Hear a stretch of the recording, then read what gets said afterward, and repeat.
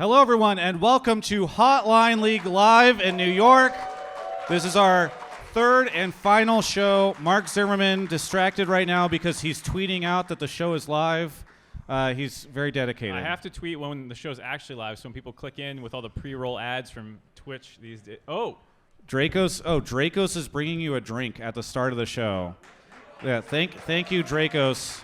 Please don't spill on any of the important equipment. We don't want to damage our wonderful venues options. We're at the Cutting Room in New York, by the way, which is fantastic, and there's an amazing crowd here. There we go. Yes. I hope that comes through. Me too. I mean, it's a fantastic crowd. This is a really, really cool venue. It's awesome. It's a bit more of a music venue, I think, than what we've had the last couple of weeks. But it is awesome. There's a bunch of guitars hanging from the ceiling, which is exactly our aesthetic. Exactly. I do want to give a big shout out to Chipotle and Grubhub for sponsoring the show tonight. Yes, some clap. There we go. Fantastic. So just so you all know, we're going to be giving a code from Grubhub. If you do !Grubhub in the chat, we'll also be saying that later to save money. Some people are rapidly pulling out their phones right now. And then in addition, over the course of the show, Chipotle is going to be dropping 3 different codes, each good for 1,000 free entrees. So we're giving 3,000 entrees out over the course of the show. That's going to be in Twitch chat. So people that are here in person need to open up Twitch chat if they really want to get that. So we'll be doing that later. But Mark Zimmerman, woohoo! North America, completely eliminated from Worlds. We have mostly LCK, LPL, and LEC fans in the audience, I guess. How are you holding up? I've been okay. I've basically hermited in my room for the last 3 or 4 days, watching TV. I finished The Watcher. I started Devs. I watched the latest House of the Dragon episode, you know? Some people apparently like those shows. Fantastic, yes. As always, I'm glad that you're giving the rundown on your media side. No, but how have you did a blame game today. Yes, I did. Where you said North America or NA fans deserve to be angry. Yeah. So you're promoting toxicity. Yeah, I'm saying if you're not in a player's DMs, you're not a real fan. Oh, God. No, boy. no, don't do that. That's a joke. No, the point was just that, like, I put out a video trying to set expectations to be reasonable. We then underperformed my undersold expectations, and if you needed, like, that's a good enough reason to be mad. In that video, if you missed it, I talked about some stats just about how we performed, not just in terms of win rate, because that's often what we talk about, but just goal differences at 15 were abysmal. Like, we were getting blown out. The kill-to-death ratios were terrible. Like, also just watching the games didn't feel particularly good, and so I think, like, the gap has gotten worse, or it was just maybe it's just an underperformance this year, however you want to frame it. But yeah, I think there's a good reason to not be happy. Well, we will be talking about that tonight because I'm sure a lot of you would like to share your takes. Make sure to grab a drink. Yeah. Yes, please grab a drink. It'll save us money. But we'll be talking about that. But we also have some guests tonight that will be making appearances on the show who are not from the LCS.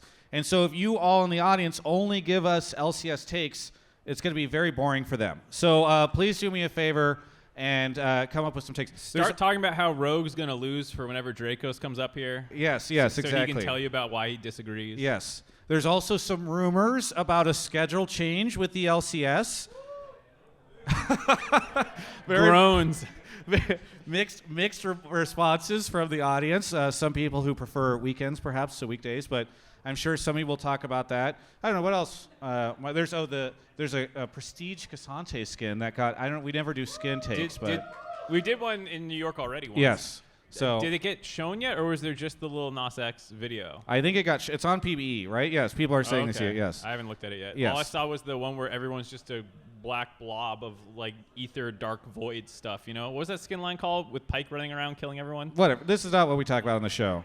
Yeah, the Empyrean line. Also, shout out to Chipotle right now. We have our first free burrito being dropped in the Twitch chat right now. If you text a code to a number, you can get your first free entree. So that's available now in the chat. But I think before we get into anything, and again, everybody in the audience, get your takes ready.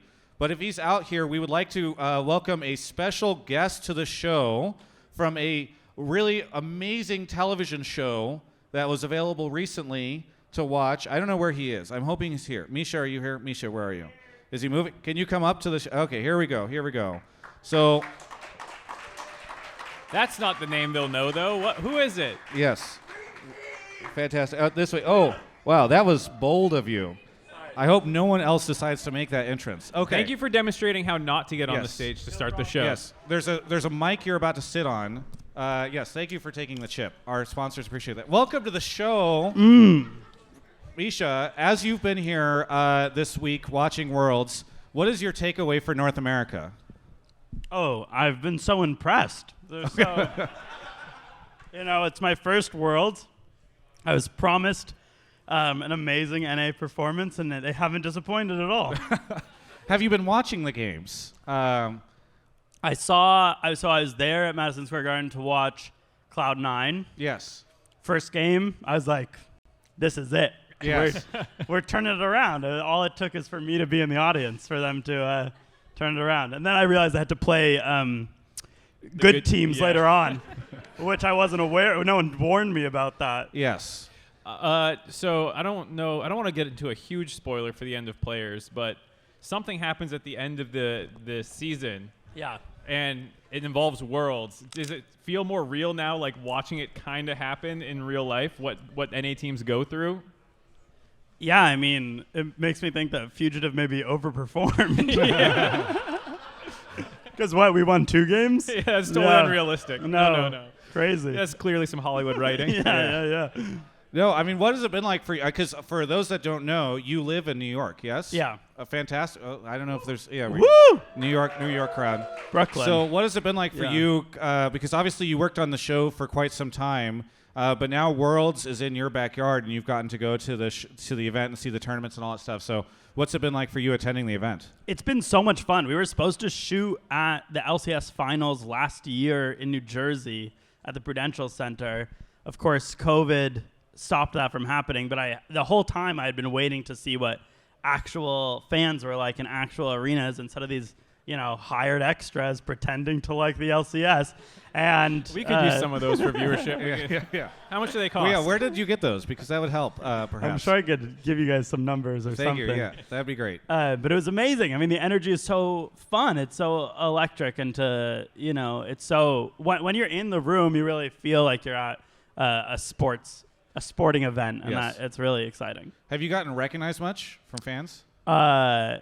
I mean, the place I got recognized the most was probably in League of Legends events. Well, yes, I meant while you've been attending, do you Has it increased relative to when? Yeah. Like you go to the event, I don't know if while you're there, there's a bunch of people coming up to you and saying Creamcheese. No, people are coming up to me, and it feels really good. And it's just like, it's nice to know that people in the league world are watching players. I mean, that's what's most important. I feel like these are the people, you guys are the people who the show is for in many ways. And so it feels so good when people say, I watch the show, I like the show. Yeah.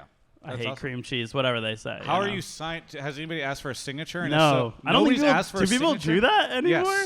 Yes. Don't say that. There's a person sitting in the front who asked Mark and I for signatures earlier. Really? Yes. She's No, right there. no Now one's you've a- shamed her into thinking. Yeah, thank you. You No- gonna sign no your one's- real name or Cream Cheese? You Yeah, think? that's what I was going to ask. Is are you signing Cream Cheese or? No one's asked for a signature. Okay. Well, I guess Game you'll time figure decision. it out then. Yes, exactly. When the pen's in his hand, he'll. Yeah, Exactly. yeah. All right. So, other than that, what do you think the takeaways are for North? How do we solve this problem, Misha? Because we've got all these experts internally and all these people in the audience that are going to come up here and say this is what's wrong with North America. But you've played a fictionalized version of an LCS player. Right. So you should have, at the very least, a fictional idea of how to solve the issue. Definitely any ideas I have are fictional. I think, God, I don't know. I want to say things like work harder. You're right on the pulse of Reddit. That's Play smarter. I mean, I feel like the only advice I know from players is about, communication, finding true love, centering yourself, being zen. Having fun is always important. And it's no fun to lose. So try and have more fun, I guess.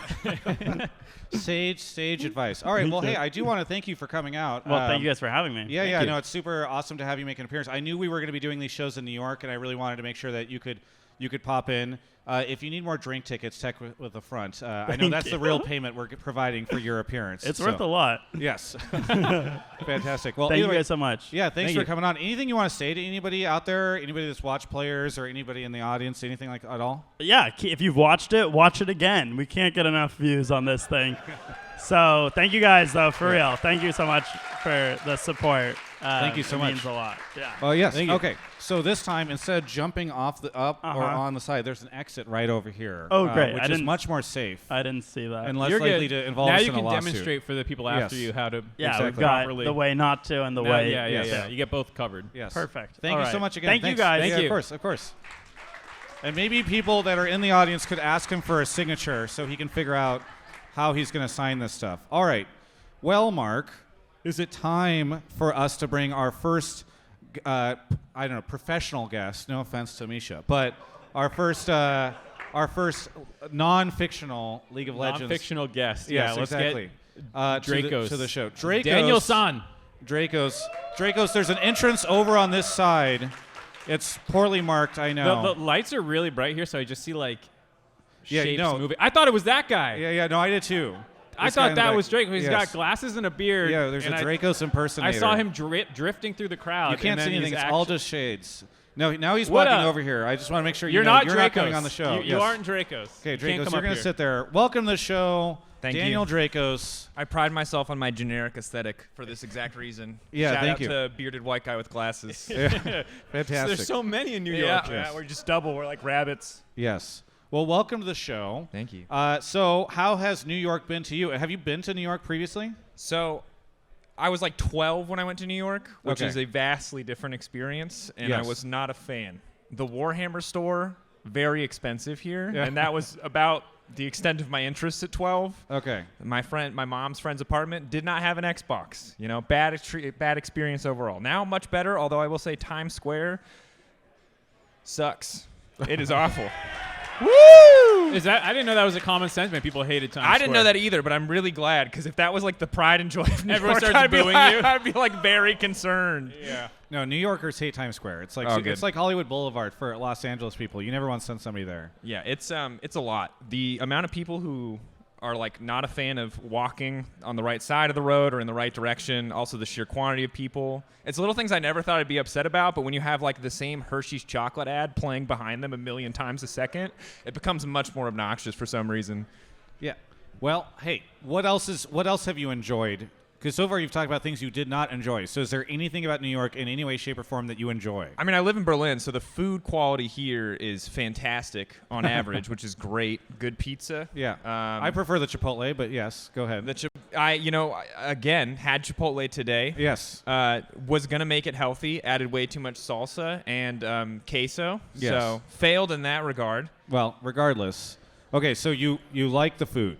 Yeah, food very, very good in New York, I would All say, right. on average. Because Berlin has good food, but the floor or the average for Berlin is like just so low. Yes. Just pitifully low. I don't know if it's a taste thing, a regional taste thing, but they don't mean spicy when they say spicy, and that's very off-putting when you buy something that's supposed to be spicy. All right, let's get into the meat of the discussion here, though. Yes. Let's talk about Worlds. How are you feeling? Scared. I would take Uncertain. scared over depressed right now. Yeah, I can't be depressed yet because I still have a team. I feel like that's insensitive to North American fans to call myself depressed at this point. I feel like it's a smaller scale. But it's looming. I mean, I did the looming. I did the most depressing winners interview ever with Odo Omne at the end of last week. It was so funny because it's like, congratulations, you made it to quarterfinals, and he's just like, oh man, the West just sucks. The gap is huge. I can't believe we suck so much. And I'm just like, congratulations, you did it. Odo could win the lottery and complain about the tax on his like lotto ticket. He'd be like, why did it cost I mean, to $3? be fair, I was interviewing him after 3 straight losses that day. He won that first game, and then he just lost 3 games, and then I was like, hey, congrats, you made it. You're the Western Hope. And he's like, yeah, this feels miserable. But, yeah, I don't know. So I'm sure that there's kind of a weird feeling of, like, having the team there. So we talked a lot recently about North America and its problems and whatnot. you're more plugged into the European scene. Like, Sure. is there a similar undercurrent there? I know Rogue did make quarters, but to this point about how Oto Iwamne is feeling about, like, well, I still feel like crap, and the 1-9 week 2 did not feel good. Like, is there, like, European fans who are like, we're happy to have a team in quarters, or are there teams like, we wanted more, like, we didn't want G2 to get destroyed and stuff like that? I think teams always want more. I think we've been like riding high since 2019, and it probably sets us up with potentially some unreasonable expectations of like how well EU teams are going to do internationally. But definitely when people looked at this G2 lineup, I mean, they were expected to win the finals, and when they bombed out against Rogue, G2 are the team that, because they've achieved so much in the past, you kind of give them that plot armor benefit of the doubt. Didn't pan out quite clearly. And Plot armor's dead for sure. Yeah, similar story for Fnatic. You know, these are the two like iconic European organizations that you always expect to achieve something. And Fnatic, of course, like they're known for going 0-3 and then coming back in week 2, these miracle runs, crazy, you know, drama, etc. And so when they start 2-1, you're feeling pretty optimistic as an EU fan. Like that's 2 more wins than we've ever gotten in a quarters run. And then, yeah, of course, it all kind of just went to hell in week 2. I just want to say, first off, thank you so much for coming here because there's other European talent. In the Twitch chat right now, Shox is telling everybody about how she betrayed me. That's and because great. she's bringing it up in the Twitch chat, I will bring it up. So Shox had said she was going to be here tonight, and there were several other casters who were also going to be here. Then later, I found out that she had decided to purchase a bunch of people Hamilton tickets and attend Hamilton tonight. Don't clap, you boo. And yes, thank you. We'll clip this and send that to Shock. And got she's booed. in the chat right now bragging about it. And I also want to give a big shout out to Atlus, who's over there, because Atlus had said she had said Atlus was one of the people that was going to be attending Hamilton. I messaged him and confronted him aggressively about this decision. And then he's like, never mind. I would love to go to Hotline League. This is the most unflattering. You're like, you're my second choice. Sharks couldn't be No. here. And you're like, I bullied that guy into coming. But no, but here's the cool thing. I told Drakos, thank God. He's like, I'll be there, and I'm going to be there. And I said, thank you so much, Drakos, for making it, because everybody else bailed. And then Atlas came through. Reliable. Laura's here. There's some people here. So, but anyway, Shox, you know, all those people that like her, they shouldn't like her. That's my she takeaway. threw away her shot, which she'll learn not the best idea post-musical. Yes. And I've heard nothing but terrible things about Hamilton. So she's going to have a miserable time, I'm sure. All right. Mark, is it time to bring our first audience member up? I guess so. Is there other things you want to talk to Drakos about? I mean, always. We were joking about how we would just talk about for an hour and a half. For those who don't know, me and Mark are very good league friends, but like only talk about non-league things. So there's a high chance we could derail this entire show into we're like absolute nonsense. What Steam games you playing today? Well, there's another show happening on the stage in like an hour and a half, so we need to make sure that we don't go over. So you should go find people. All right, let's get our hands up. I'll start walking around, see what's up. So Mark is going to go out there. Make sure you're careful when you come on stage because we don't want you to trip over something and get hurt. So, all right, Drakos. Yes. What are the chances that Rogue actually makes it out? So I was pretty doom and gloom, and then I talked to Laure, and Laure is significantly more optimistic. But I am sweating because I feel like Rogue are very good at one particular draft and one particular style. And rumor has it that they're scrimming a lot of other things that we have yet to see on stage. But I'm also perpetually a pessimist, so I'm hoping for anything more than summary execution at the hands of JDG. If we're not embarrassed or if we get 5 games, I'll be very pleased. That is my goal, which is not. It doesn't feel good to say that as an EU pundit, but that's like what I'm holding on to hope for. Yes, this is how North America feels in groups, and you get to feel in quarters. So. To be fair, there's a lot of like lost tiebreakers historically. It's not usually this miserable. There's a little bit of false hope. I just want to give a shout out. Did you all know that at Worlds this year, North America is 5-3 against Europe? So anyone who says we deserve to lose a seed, screw you. I'll tell you what, next year we could send a 5th seed, and then you can boost that win rate even more. Send all your worst teams, and we'll just have evil geniuses. Have you guys heard of Astralis? Yes. We would be happy to offer them as sacrifice. I haven't heard of the them, North actually. American ego. That's fair. We don't. It's not CS, so that's understandable. That's fair. Yeah. Well, regardless, you've had there's some crazy changes happening in LEC right now. With certain teams are becoming other teams. Yes. Is that exciting to you? I mean, it's always exciting to see more people participate in LEC. I don't know the intimate details of most of what these changes are actually going to mean, because sometimes they're big, huge infrastructure changes. Sometimes, in the case of Heretics, it's a brand new org joining. So it's kind of a wait and see. I'm excited for the potential, but there have been, over the course of the years, anywhere from the great orgs to like the really underwhelming orgs. So we'll just have to see what LEC looks like in the near future. For now, I'm cautiously optimistic. Cautiously optimistic. Okay, very good. Hello, welcome to the show. What's your name? My league name is Rawnblade. Rawnblade. Oh, wait, I didn't know it was Rawnblade even. Yes. Visiting from Australia. We met very briefly at groups, I remember now. Yeah. But yes, Rawnblade, frequent caller on Hotline League, now here in person. And yeah, where are you joining us from? You mentioned it. Well, I traveled here from Sydney, Australia, so I'm in town Sydney, for Australia. Shout out Sydney. Yeah. And you flew out just to make it on Hotline League tonight. Exactly. All this entire trip is purely about this evening. So. Okay, fantastic. No, how much of groups are you going to? So I managed to go to the last 2 days of groups, and I'm going to the first 2 days of quarters. First 2 days of quarters. Okay, and you flew, and did you actually fly out from Sydney just to go to Worlds this year? So I'm going to When We Were Young festival next weekend in Vegas, and then I was like, it's the same timing, so I came earlier to do Worlds. So Gotcha. I did choose group stage over My Chemical Romance in LA last weekend. My Chemical Romance. Wow. That's a tough call. That is commitment. Wait, what region do you support? Because depending on that, this could have been a horrible choice. Well, because of Travis, I support NA. So So basically, I'm an Australian. Guys, you're cheering, but he missed My Chemical Romance for that week 1. I don't think you should be cheering. You it was week 2. You need MCR for after week 2. Yeah. I'm an Australian who supports NA, so I lose twice every tournament. So. Oh God. All right. Well, what do you want to talk about on the show tonight? Yeah. So the cold version of my take is that NA. No, just hot version. Oh, hot version of the take. NA's performance in group stage was more impressive than the LPL's. What? What?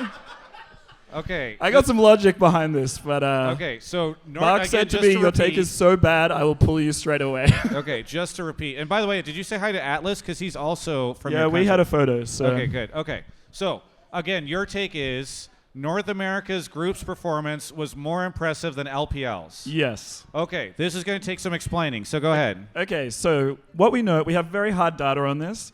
That the LPL is the best region in the world. They've won the last three major international tournaments, and NA is the weakest of the 4 major regions. We have performed the worst at the last few major international tournaments. And so when we come to international tournaments, NA's approach should be like, we're the underdogs, any win we get is an upset. This is, we're here to just like scrap some things out, see what we can do. LPL come in, they should expect to win everything comfortably because let's go through the groups. In group 1, EDG, literal former world champions from last year, the meta's coming back into their favor. They should expect to win everything, and instead they get stomped by T1 in both games. They don't look they lose a game to Fnatic, and they don't lose a game to Cloud9, but let's not talk about that. And so Cloud9, on the other hand, how the hell are they meant to beat T1? How are they meant to beat EDG, former world champions? And they beat Fnatic, which is a literal EU super team. So well done Cloud9, you did good. Then we get to Group B, where we've got JDG. They are the best team in China. Of course they should win all their games. That's not even a big deal. So well done to them. But EG has to play against Damwon Kia in a meta that suits them. They have to play against JDG. They managed to pick up a game against G2, who had beat them 6 times in a row at MSI. We're feeling good about that. Okay. We don't need to run through all the groups. Top Bomb's out. RNG, I mean, they had COVID, so I don't want to be rude to them. But you can see where I'm going with this. Yeah, and then obviously TES doesn't make it out. So. Yeah, exactly. So it's kind of like LPL. How did the hell TES doesn't make it out? That's actually ridiculous. You know what? I'm on this. I'm on board with this take. Preseason or pre-Worlds, all the tier lists 1, 2, 3, 4 with Gen G slammed in there to make a top 5. All LPL teams. One of them doesn't even get out of groups. Exactly, and not only that's that, terrible. Only one gets out first. It's not just that. How are we living in a world where only one LPL team gets out first? Come on. I agree. If they're the best region in the world, why aren't they winning? I'm kind of on board with this too. It's such a crazy way to say it, but I really like it. Here's my question. This is your show, so are we? Do you want me to should I call this out or should I indulge this? Listen, you're not you a North say whatever American you fan, want. so you don't have to Copium. buy into the weird psychology that we're all getting inducted Just into. understand there's you a can be bunch the of sane person. There's a bunch of LCS fans sitting in front of you, so I Yeah, just want to let I'm you know. aware. That's okay. That's great. You can be sane. Sure. You don't have to buy in. There's that Bo Burnham song. If anyone's a Bo Burnham fan, it's if you want love, lower your expectations. It's if you want success, North America, lower your and this does not feel good, guys. I'll be honest. I see the point in your take, and I get it. Ignoring all historical data about LPL in groups, just looking at top successes. I get what you're saying, but this is. I don't think this is the standard of expectation you want to set moving forward. Like, being 5-3 over EU, like, I'll give you that because, like, EG absolutely embarrassed Mad and, like, good on him. But you got to ask for more. You got to ask for, like 100 Thieves. If the 100 Thieves have got that win in that close Seraphine Senna game, I would have been like, you know what? I'm with you. Good on them. That would have been a massive upset, but they didn't. The current Worlds format is, in the theory of the current Worlds format, is that 100 Thieves are meant to be able to beat reigning MSI champions RNG in a meta that is coming back into their strengths. Like, that is the logic of, like, oh, they're the 2 seed from NA, you're the 4 seed from LPL. There is no world where 100 Thieves should be expected to beat RNG. RNG, like, they literally won MSI the other day. I don't know if you should be appealing to the current Worlds format for logic. Yeah, agree. I mean, so I understand the point that you're making. It's fun. Ultimately, though, like, I think North American fans should be expecting more than 3-15. I don't think this was a good performance by any stretch of the actual imagination, even by our own standards. Like, you're talking about history. Yeah. We have a 40% win rate usually in group stage if you take it across all years. It's been trending down because groups got back harder. in the day we used to get to play against, it's like, a 16% win rate. Yeah. Okay, here's another way of putting it. Who should be more surprised after groups? LCS or LPL fans? LCS fans. LPF fans are like, shit, only one team bombed? Like, let's go. Let's keep it going. You know what I mean? Like, it's going to happen. Like, we all remember LGG 2015, and this looked a lot better than LGG 2015, and that's before we even talk about, you know, like, this Lucian thing, this Malmortius thing, which is obviously, like, super tragic and super unfortunate. So I think that any LPL fan, any top fan is going to be super disappointed. But at the end of the day, we very regularly see one LPL team either come in with, like, a completely wrong read at the meta, or we find out later that, like, their practice wasn't good and they kind of, like, scrimmed some stupid meta that has, like, lost them 8 games. Or, like, their team's exploding internally. Yeah.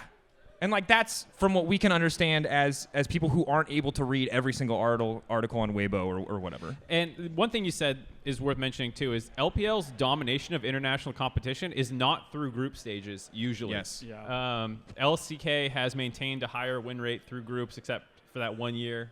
I'm pretty sure in 2018. Even then, I think they might have still had a higher win rate in that group stage. I'd have to double-check that. But, like, LCK always does better than LPL in group stage. It's about where it goes from here. I think that is what LPL fans care about. I really don't think they care that much about group stage if they walk away with the title at the end of the day and, you know, 2 teams in semis or whatever. The only thing I'd say about this year specifically is that because NA always starts from behind, the fact that we weren't able to scrim other regions until the tournament was basically already underway, it seemed to me that maybe we needed to have even lower than usual expectations because NA teams didn't have time to catch up. So yeah, I feel like that's just copium. I mean, it's just really, like, it is a convenient argument, but I just don't. I don't know.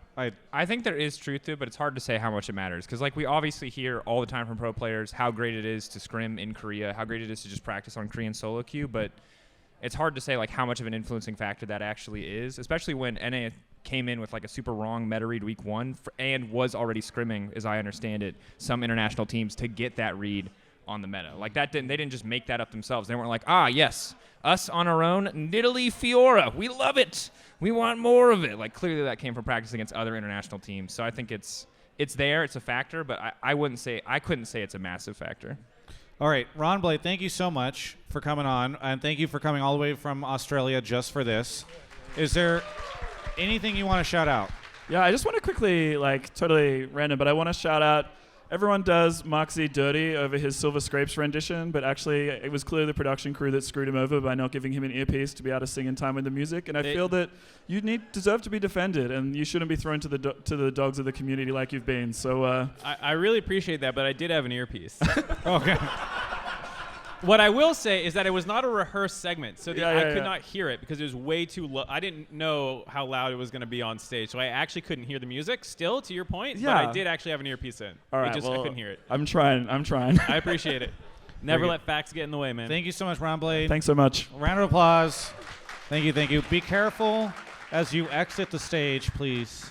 All right. So, Mark, you want to go grab another audience member? I had a European rogue take next, and then I'll do another lap next time when we ever do. So careful, you're going to walk around to this side and then don't trip over anything on your way up here. Also, to our production crew who've probably already noticed, Twitch chat has said it's a tad quiet on stream. So I'm sure we'll get that bumped just a little bit. I see him upping the volume right now. Please Twitch chat. Let us know if that is better. Hello and welcome to the show. You were on our first show. Yes. It's treethan. Hello. Treethan, welcome back to the show. Hello, everybody. Remind everyone where you're joining us from. I'm from Jersey City, but I walked here 15 minutes from work. Jersey City, but you walked here 15 minutes for work. Let's give a round of applause for not being able to afford living in the city you work in. Yay! It's a thing many people in Los Angeles relate to. All right, what is your take tonight? When Rogue wins Worlds, it will save NA. Okay. We've got a lot of interesting Look at that. I takes got tonight. you a happy take. That is Yes. a happy take. Yes. All right. What? Where did you buy your drugs? Because I've been looking and I haven't been. They are all over There's New a York City bodega streets. down the street. Yeah, I'm like they're kidding. all The around entire you. comms team is here. Don't we're say in that. New Don't York. follow up on that. That has to be a joke. All right. So why don't you go ahead and explain what you mean? So to me, Western orgs are really just like money based. So when Rogue wins Worlds, it will literally investors will have dollar signs and they will pour a ton of money into LCS and then therefore save NA. So sorry, they're going to pour money into acquiring Rogue players, or No, just like the entire Western portion. it will prove that the West can win, and so North American teams will spend even more money than they currently do, because they will think that is a solution. There's two parts to this. One is how is Rogue going to win Worlds? We'll get to that in a second. But first, just the sponsorship angle in like the West.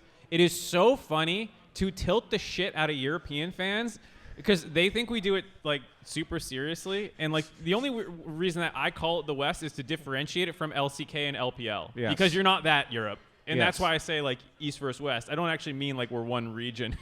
But I mean one region. Well, I do it I'm just so ironically. excited that the West is still in. Yeah. We're all cheering for the West. It's so funny to watch them all mauled on Reddit comments about like they're saying the West, but they're not Europe. But Europe.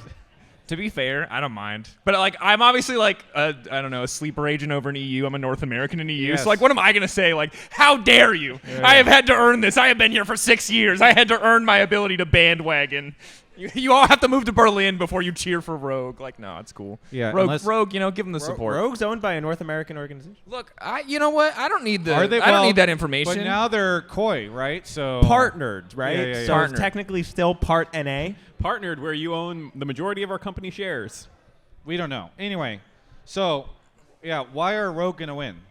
I actually think they're a great team, and I know that Odo seems pretty depressed, but like I legitimately think Rogue was like far and above the best team in EU last split, and I legitimately think they will upset JDG, and I love Rogue's playstyle, like honestly. Like Malrang's like one of my favorite junglers I've ever seen play in LEC personally.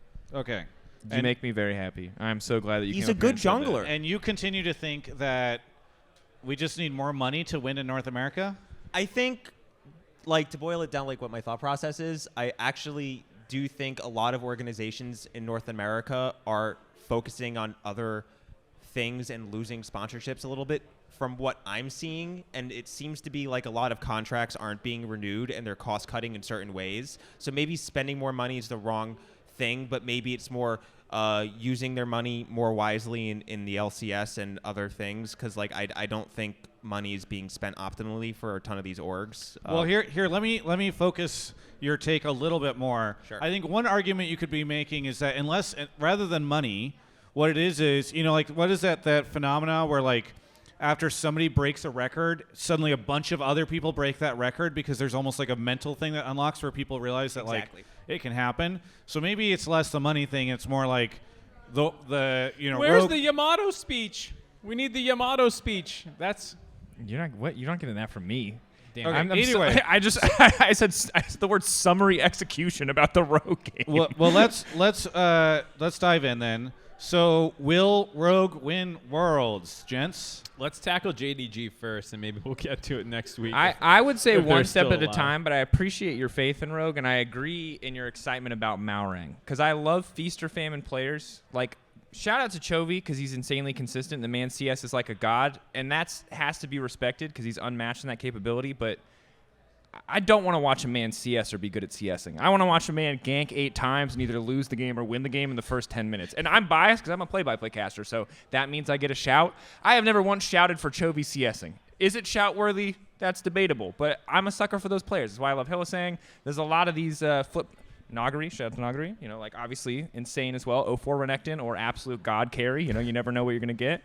So I'm with you in the hype for him and the hype for Rogue. I was surprised domestically, but I don't see it, my friend, and that feels bad because I feel like I'm the regional representative. But all right, Rogue have not given me that faith yet. You're a pessimistic sports fan. You're one of those guys. I'll Yes. give you the optimistic angle.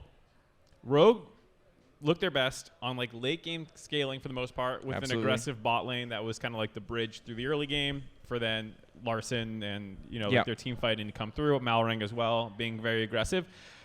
JDG's bot lane looked a little sus at times. Hope had some games. I think wasn't there a game where Hope just got like absolutely obliterated a bunch of times in a row? Yep. So like there's a world blueprint. Okay. You get these Callistas, these Lucians, these aggressive bot laners for comp. He pops off. You have an advantage going to mid to late game.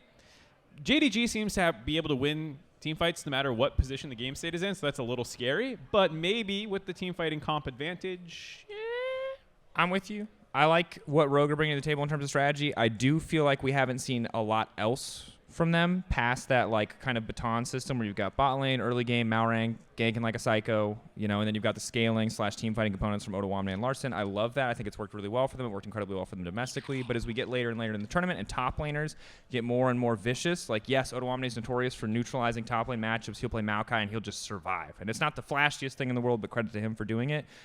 But it's hard when you're against a player who like 369. You know what I mean? Like I don't just get to assume before we go into the series like, nah, guys, don't worry. He survived, Wonder. He survived Broken Blade. He'll be fine against 369. What's the diff? Exactly, right? So what I'm hearing easy. is you don't think that Rogue can win Worlds.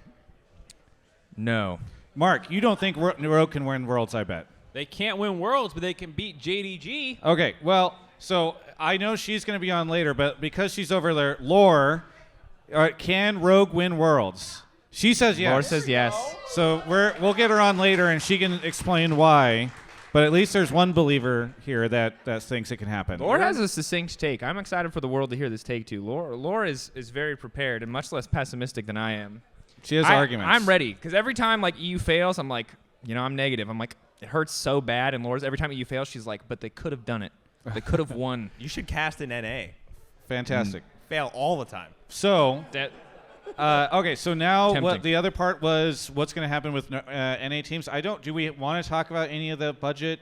Did you hear anything like that on the audience about the team budgets and There's like off-season? some NA infrastructure-y type takes in general floating around out there, I know. Okay. We'll find one. Maybe we'll save one for when Atlus is on and he can give an uninformed take on it. It'll be great. We'll force him to randomly say things about the ecosystem he's not a part Here's of. a highly delicate issue. Atlas, you're not a part of either of those Atlas, regions. hello. Drakos is trying. Okay, never mind. Let's You're get fine. your take. It's okay. You don't have to watch the show. It's fine. You're going to be on later, but you don't need to know what's happening. Okay, treethan, thank you so much for joining the show. Is there anything you want to shout out here? Yeah, shout out to the Hamilton live stream Atlas is watching. Oh, wow. Well, that is happening. It's a streaming platform. I see. He's decided to open up. That King George song's amazing. Yes, yeah. It's a good musical. Yeah, thank you so much. We'll catch you next time. All right, I think we keep Drakos for one more. I do a quick sponsor break while you go find another person. Oh, okay. Does that work? Yeah, sure. Okay. We make the show up as we go along. So now I would like to welcome Drew while you're just mooning the audience. Be careful where you stick that. Okay. I'm welcoming Drew to the audience, who's delivering tonight's dessert, Shout out to courtesy Drew. of Grubhub. Thank you, Drew, for joining the show and bringing this out. Grubhub is a fantastic partner to Travis Gafford Industries. Yes, you can take the bag. Thank you. And display it, please. Yes, there we go. Fantastic. There we go. Grubhub sponsoring Hotline League. We would not be here if it was not for them. So thank you so much to Grubhub for providing support for the show as well as dessert for our table. It's a pastry. Okay, anyway. So I also want to mention that Grubhub is you can use a code right now, which is TGNYC. And I believe right now if you do !Grubhub in the chat, it should pop up. But just in case we're having some issues, TGNYC. And that'll get you. Oh, I need to switch over to make sure that I've got the right information. on it this time. We're gonna pull it up. But either way, thank you. I'll get the exact details on that. In fact, my chat is already, or my production chat is already on it. But I would like you all to go for the win by going for Grubhub, because with the Grubhub guarantee, your food delivery just got better. You get your food delivered on time at the lowest prices, guaranteed, or they'll make it right. It's been fantastic to have Grubhub on as a partner for the show and for so many other things that we have done this year. They've been wonderful to work with, and just having them on is great. Yes, and it's $5 off your Grubhub order of $10 or more now through October 27th. Terms apply. You can get that in the chat if you want to learn what those terms are. But thank you, Drew, for bringing up our delivery, and thank you, Grubhub, for sponsoring the show. Can we get a round of applause for Grubhub? Thank you. Drakos has to eat it, right? No. Okay. Anyway, thank you to Grubhub. Again, it's TG NYC. All right. So our guest is here. Welcome to the show. Hello, hello. Fantastic. For hopefully this is good for Drakos, since it's you've brought your beverage. Okay. So the first time an audience member's ever done that. I applaud Just your in courage. case I need it. Just in case it gets a little, I need something, you know? Okay, fantastic. That's how spicy this take's going to be. All right, and what's your name? My name's Annie, like the champion, but my username is BORQ, Blade of the Ruin Queen. Fantastic. For simplicity. Great name, great name. Where are you joining us from? I'm from Jersey. I'm born and raised in Jersey. Born and raised in Jersey. Woo, Jersey! But I'm in the city often, so. There's a couple people and then just kind of some groans. Okay. Okay. Oh, boy, there's a fight that's breaking out. Pizza Okay. fight. Yikes. Calm down, crowd. Okay, so what is your take tonight? Mostly about how NA can improve, not only Worlds, but just versus other international teams in general. It's not, well, yes, it is a little bit of an infrastructure thing, but it's more than that. So I'm Chinese American, but I was born and raised here in America. I wanted to kind of talk about my upbringing. Gave me a little bit of insight as to how Chinese teams, or in the LPL, how they play, and how the culture feeds into how the players practice, and their moods going into the game, how they treat their practice, how they treat their losses. But firstly, I wanted to talk about it feels a little bit like the NA mentality. There's no fire lit under them. And I remember Meteos talking a few years ago about how it felt bad to train academy players because you were training your replacement. But it should never feel like that. I feel like when you are in a position of, when you're the top player of the region, you should do your best to train your replacement, because your replacement should, you want a rival, basically. You don't want to be thinking about your paycheck. You don't want to be thinking, can I lose my job over this? You kind of want to lose your job. You kind of want to hope somebody's going to come up and replace you. And that is a little bit how NA can get back. I feel like we aren't putting enough emphasis on also curating new talent. And that also starts with, right at home, our own players. Ever since ranked, teams went away, now we have Flex, which a lot of players treat as a joke, to be honest. And there's a lack of, we don't do Riot tournaments anymore. I used to do those personally. And when you say Riot tournaments, you mean like community tournaments? Yeah, the little sponsored ones, where you could win Championship Rise all those years ago.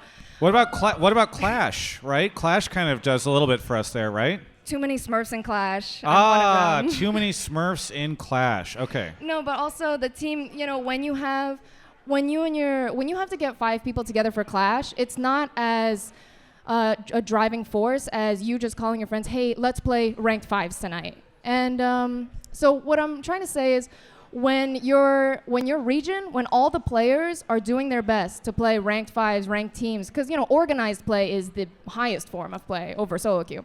When your players are doing that in NA, the solo queue gets better, and we wouldn't even have had need for Champions queue. But regardless, when your players are better, your enemies are better, which should make you better. So it sounds like we're not doing enough to cultivate rivalry and competition in the space, and we're in a little healthy way, yeah. In a healthy way. Okay. So is for sure. that North America's biggest issue, Mark Zimmerman? Biggest issue is always It's tough. We've got the spinner. Anybody who wants to go to travisgafford.com/spinner can spin the wheel to find out what our biggest issue is at any given point in time. You haven't spun the wheel? I've never. I will spin the wheel after You this. should, yeah. There's a lot of different reasons. I was caught off guard when you had that ready to go. Yeah. He's had it for years, and that's the great thing about it's North been up America. for is years. It's the same spinner Yes. year after year. And I need to add some stuff. Maybe this is one of them. But Pros don't play Champs Queue is now on there or something. Yeah. Champs queue not being played. Okay. I mean, at the end of the day, it's like basically deciding how big of a wedge of a pie you're arguing about, because there's a multiple issues, and it's like, is this the biggest one? Is that the biggest one? For me, there are things also you can debate about being under your control or not. So like we always talk about population size and ping issues and all those things, but culture is one where like I only get to have experienced the one culture of LCS, and so maybe you can speak on LEC in a second here, but there does sometimes seem to be a lack of that desire of wanting to be pushed in that way. It's not just Medios who I've heard have a similar sentiment of like, I don't want to scrim people who might take my job. That's stupid, and I don't want to do that. Whereas like in high school sports, like your varsity team, your JV team interact sometimes, like there's a chance, like when I did wrestling in high school, you had to wrestle for your spot every week, and if you lost, then that other guy went and wrestled varsity, and you didn't. And like I think that idea is somewhat not enjoyed by the LCS pros, and I don't know if it's the same in LCK or LCS or LEC, excuse me, and LPL and whatnot. I think to a certain degree it is. I don't think anyone who feels uncertain in their role or their position or feels that it's really threatened is going to be comfortable with that, because I think that in my experience, players really love like winning in the short term, and so the easiest way for them to get that high is winning, domestically in their LCS games week to week or winning in solo queue. But they don't control the quality of competition present. So as long as they're winning, like if it takes 10% more for them to be 20% more for be better for Worlds, that's like a really hard sell when you're like doing enough to win domestically already. When you're doing enough to win solo queue already. For anyone who's ever played a fighting game, like you're as good as the people that you play with.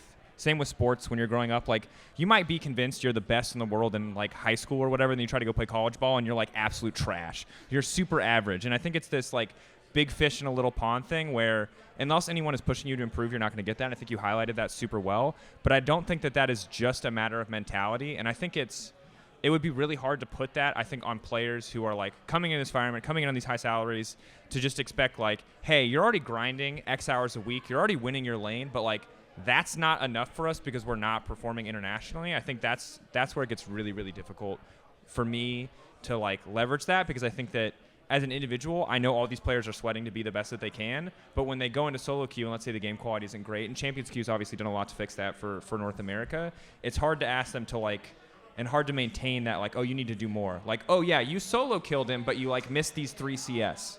You know what I mean? Or you didn't position right here, or you could have roamed here. It's really hard to sell those things. Oh no, I'm in a win trader situation. You're like, Yeah. okay, I guess I'll just not bother playing this solo queue game, and then you're wasting an hour or whatever. I think it's really tough. Yeah, I think it's a difficult thing. I have always been very worried about the like, oh, our players are just not. This is not your take, but it leads kind of sometimes to people thinking like, oh, our players are just lazy, or they don't work as hard as other regions or whatever. And for me, especially in the early days, I was pretty close with a lot of players, and I saw how hard they would grind, and they work way harder than your average person. And so it's difficult for me to look at that and be like, well, they're just not working hard enough. They need to work harder. And I think there's a lot of discussion about smarter versus harder.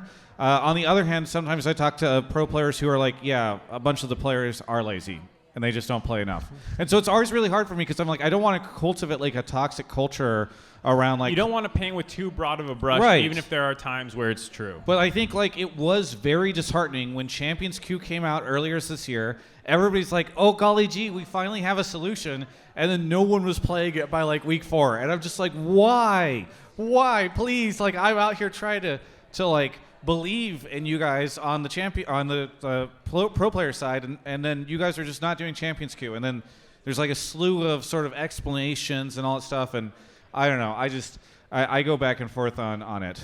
I will say that one other thing that I've seen a lot in EU, and it's not EU specific, and I do not think that it's any kind of European culture specific, but some of the players that I think are the best at the game are just naturally incredibly curious about League of Legends. Like Caps, is the most The absolute curiosity will take you so far. absolute turbo enter and solo queue of all time, but it's because he literally wants to test every single stupid interaction in the game.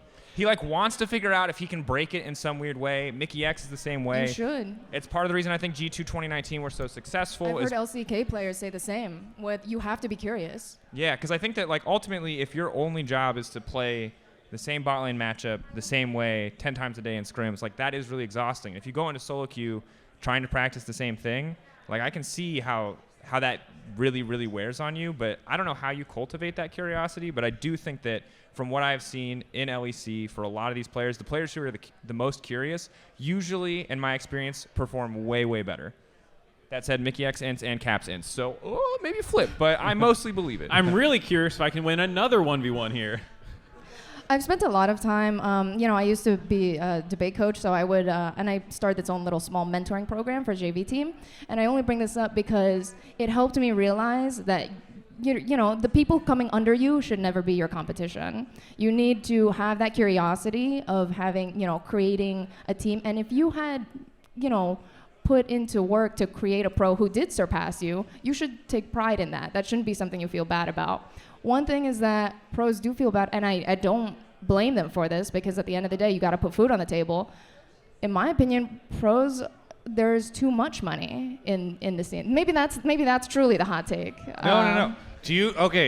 Question for the audience. Are LCS pro players paid too much money? Yes. A lot of mixed. Okay, so we got some loud yeses over here, some no's over here. It's such a challenging thing to answer. Twitch chat's coming up with a lot of yeses. Yeah. No one asked you, Twitch chat. It's such a hard thing to answer, because these pro players are sacrificing so much, and people don't realize it. You go watch players. Misha, maybe still here in the audience somewhere. Like, there's a really great sort of showing of what sometimes relationships, friendships, personal development, etc. And I feel like for how much they sacrifice, they should be compensated a lot.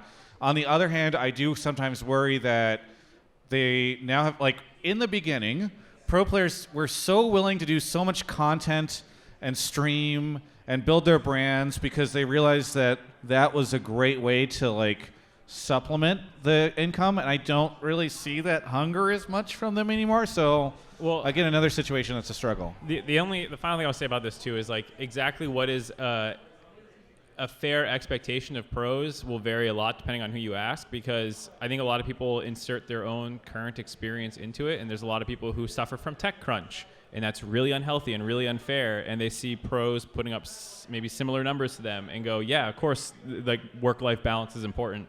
But then you also see Korean players and Chinese players whose whole life is League of Legends, and that's it, and they will do literally every waking moment playing League. Like, when I worked with Piglet, I shit you not, like, he would be 20 hours a day not sleeping enough. It wasn't good. I'm not defending it, but I'm saying, like, that's the mentality some of them have.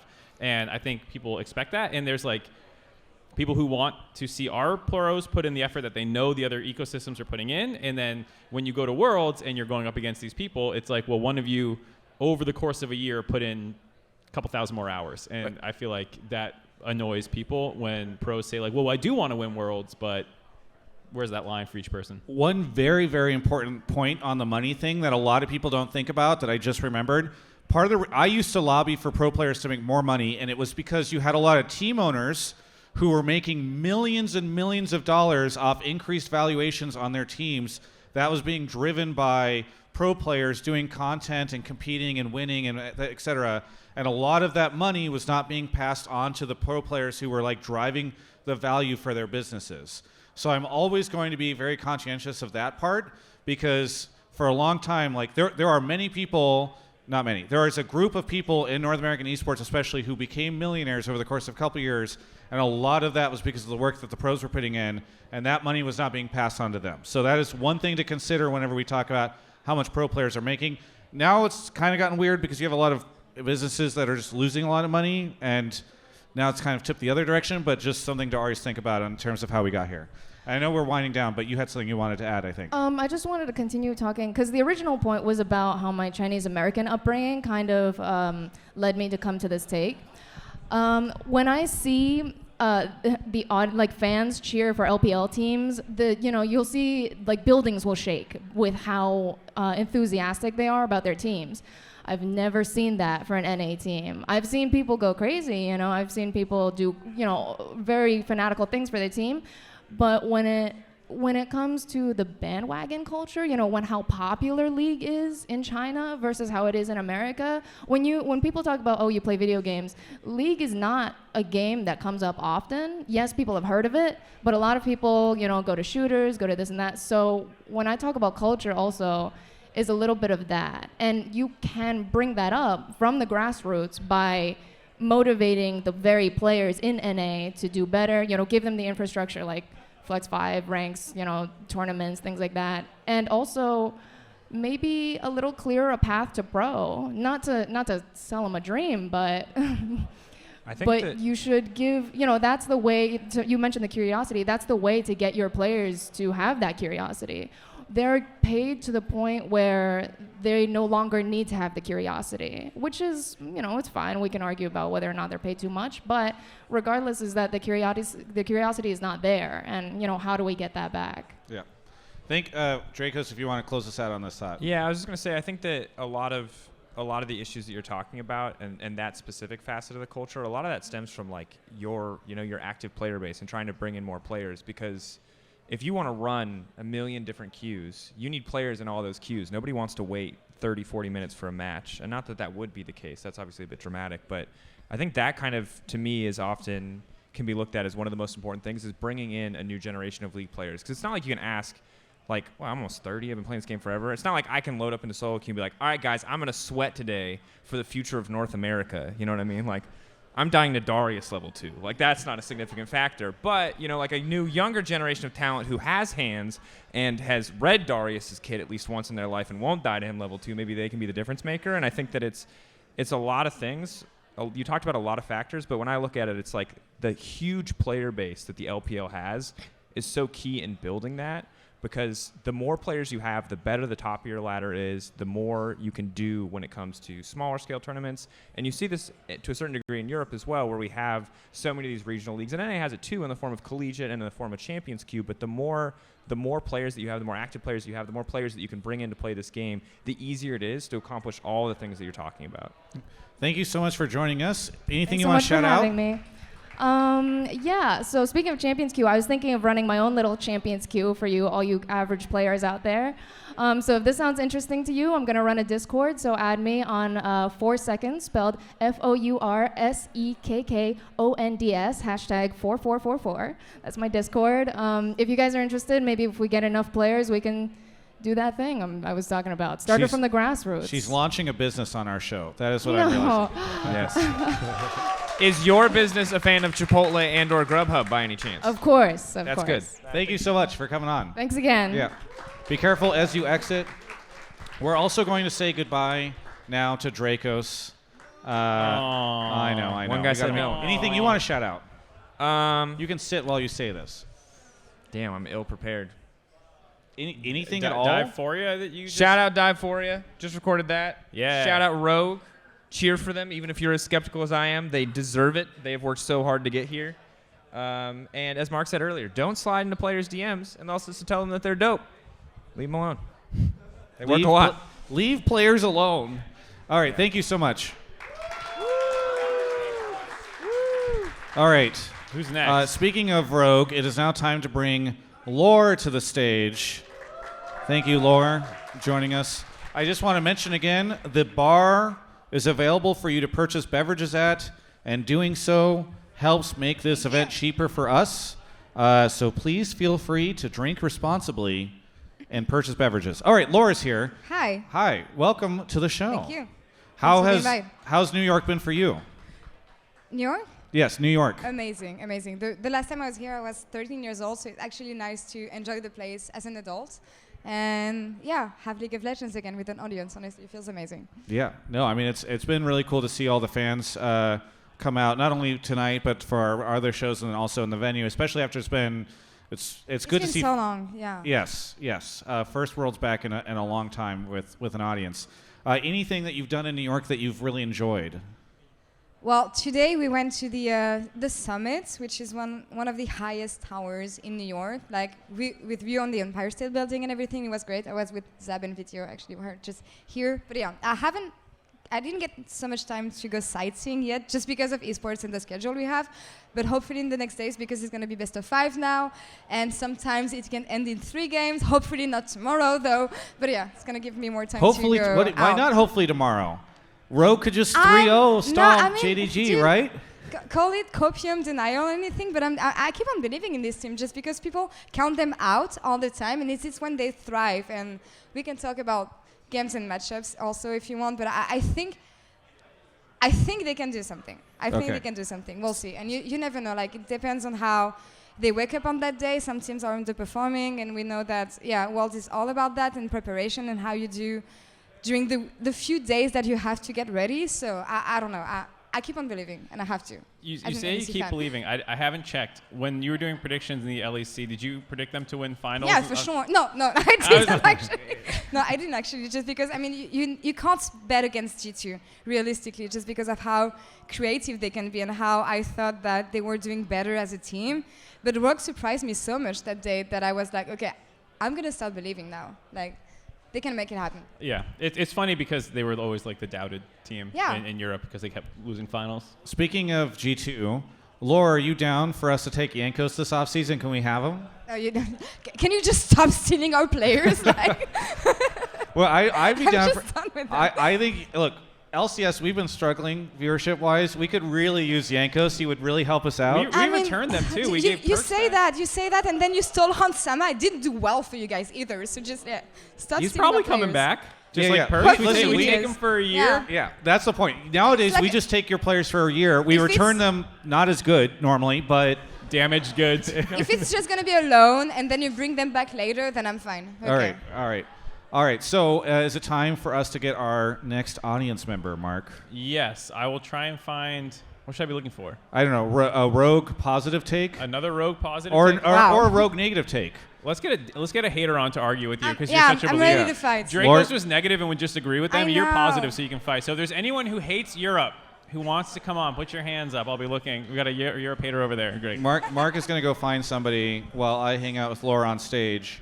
How have you been enjoying the event tonight so far? Honestly, it's great. So good to be able to catch up with so many people, meet new people as well. So honestly, thank you for hosting the event, and the place looks great. Honestly. Yes. Yeah, no, it's a really, really cool venue. It kind of reminds me, every time I have gone to Paris, there's been like really cool French esports events and community stuff.